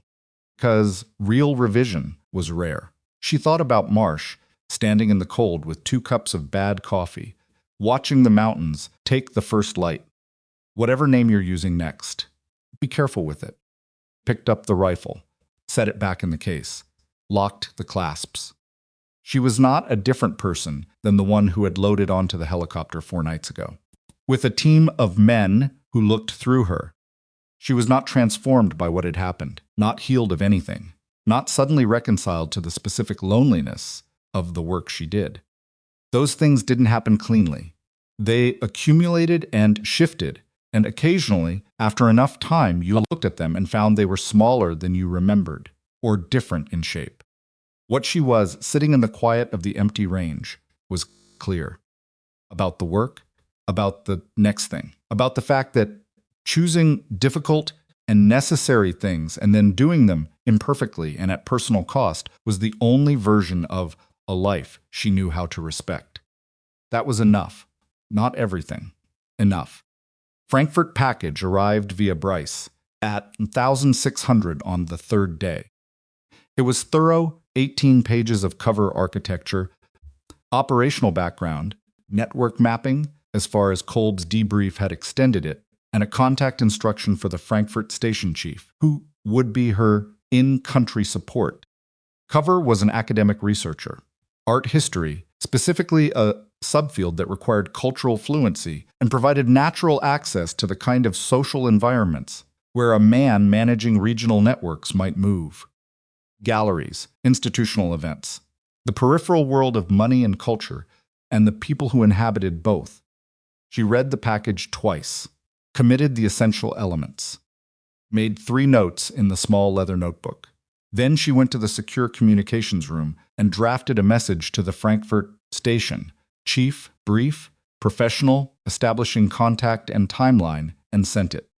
Kit that night. The Mk-13 went back to the armory, too conspicuous, wrong cover. She'd carry a different tool in Frankfurt, smaller, civilian viable. Packed the notebook. Packed the clean phone that Bryce had provided. Loaded with the Frankfurt network contacts and the encrypted communication protocol. She packed light. She always packed light. The accumulation of things was a liability in her work, and she'd learned early to travel through assignments the way water travels, carrying only what fit the current shape. At the bottom of the kit bag, wrapped in a cloth that had been with it since her first deployment, was a photograph. Small, slightly creased at one corner. Two people, a woman in her 50s with the same straight posture Evelyn had, and a younger version of Evelyn, maybe 19, in civilian clothes at what appeared to be an outdoor table somewhere warm. Both of them were looking at something outside the frame. Neither of them was smiling, but the angle of their heads was the same, and the quality of attention was the same. Her mother, before. She held the photograph for a moment. Didn't examine the feeling that came with it. There wasn't time, and there was never really a useful destination for that particular road. She just let it be present for a moment, the way Hartley had told her once that grief was not a problem to be solved, but a condition to be acknowledged, and then folded back into the ongoing work of living. She put the photograph back, packed the cloth around it, zipped the bag. At 5:30 the next morning, her transport was a military flight to Incirlik, and from there, commercial to Frankfurt, with a layover in Vienna. Standard cover travel. She sat in the gate area at Incirlik, in civilian clothes, dark jeans, a gray jacket, a carry-on bag that contained nothing operationally identifiable, and drank coffee from a vending machine that was slightly better than Blackthorn's and significantly worse than anything she was going to find in Germany. Her phone, the clean Frankfurt phone, not the burner, showed a message from an unknown number that resolved. When she ran it through the protocol to a contact identifier she recognized from the Frankfurt package. Station chief. Confirmed receipt. Looking forward to working with you. Fair warning, the target frequents a gallery in Sachsenhausen that opens at 11. I'll brief you on the pattern when you arrive. She typed back, understood. Arriving Thursday. Don't brief me on the pattern until I've walked the space myself. Pause, then noted. See you Thursday. She put the phone away. Drank the mediocre coffee. Watched the gate area. There was a man across from her 50s, civilian, reading something on a tablet with the focused attention of someone actually reading and not performing reading. Two children near the window, a boy and a girl, arguing quietly about something that seemed important to them and would not be important in an hour. A soldier in transit uniform, early 20s, looking at nothing with the glazed alertness of someone between one place and another who hasn't fully arrived at either. Ordinary people in an ordinary space, doing ordinary things. She looked at them and felt the specific quality of being among them, not separate from them, not superior to them, but in a different relationship to the ordinary, in the way that people whose work is invisible are always in a different relationship to the ordinary. Ordinary was the thing she protected, the thing she moved through, things she could not entirely inhabit because the work required a version of herself that existed at the edge of it, always watching, always calibrating. She had stopped grieving that a long time ago, mostly. The gate agent announced boarding. She stood, picked up the carry-on, joined the line. In her jacket pocket, the Frankfurt phone was warm against her ribs. In the carry-on, the leather notebook. At the bottom of everything, wrapped in its cloth, the photograph. She moved through the gate, down the jetway, into the aircraft, which was already filling with the noise and movement of people in transit rearranging bags, settling into seats, the small negotiations of shared space that happen without language. She found her seat. Window. She'd requested window old habit, better sightlines, the left side preference from years of scope work. She sat, looked out the window at the pre-dawn dark of the tarmac. She thought about Blackthorn, about the specific cold of the mountain overwatch position, about the way the compound had resolved through the ATACR scope, the 2 sentries, the dog at the east wall, the gate ajar by half a meter, the fire burning in the wrong place. She thought about 7 men on a helicopter who looked through her because she was quiet and small and female and didn't have the war stories, and how that invisibility had been the most valuable tool she carried. She thought about what they'd learned by the end, the ones who are paying attention, that the most dangerous person in an operation is not always the most obvious one. That the work of watching, of patience, of being the person nobody looks at while everyone is watching something else, that work was not lesser. Specific. It was skilled. It was necessary in ways that only became visible after the fact, which was the particular cost of doing it well. Evelyn Carter was 28 years old. She had a name that was her real name, a face that was her real face, and a set of skills that had been built and sharpened over 4 years of work in places that didn't appear in any official record.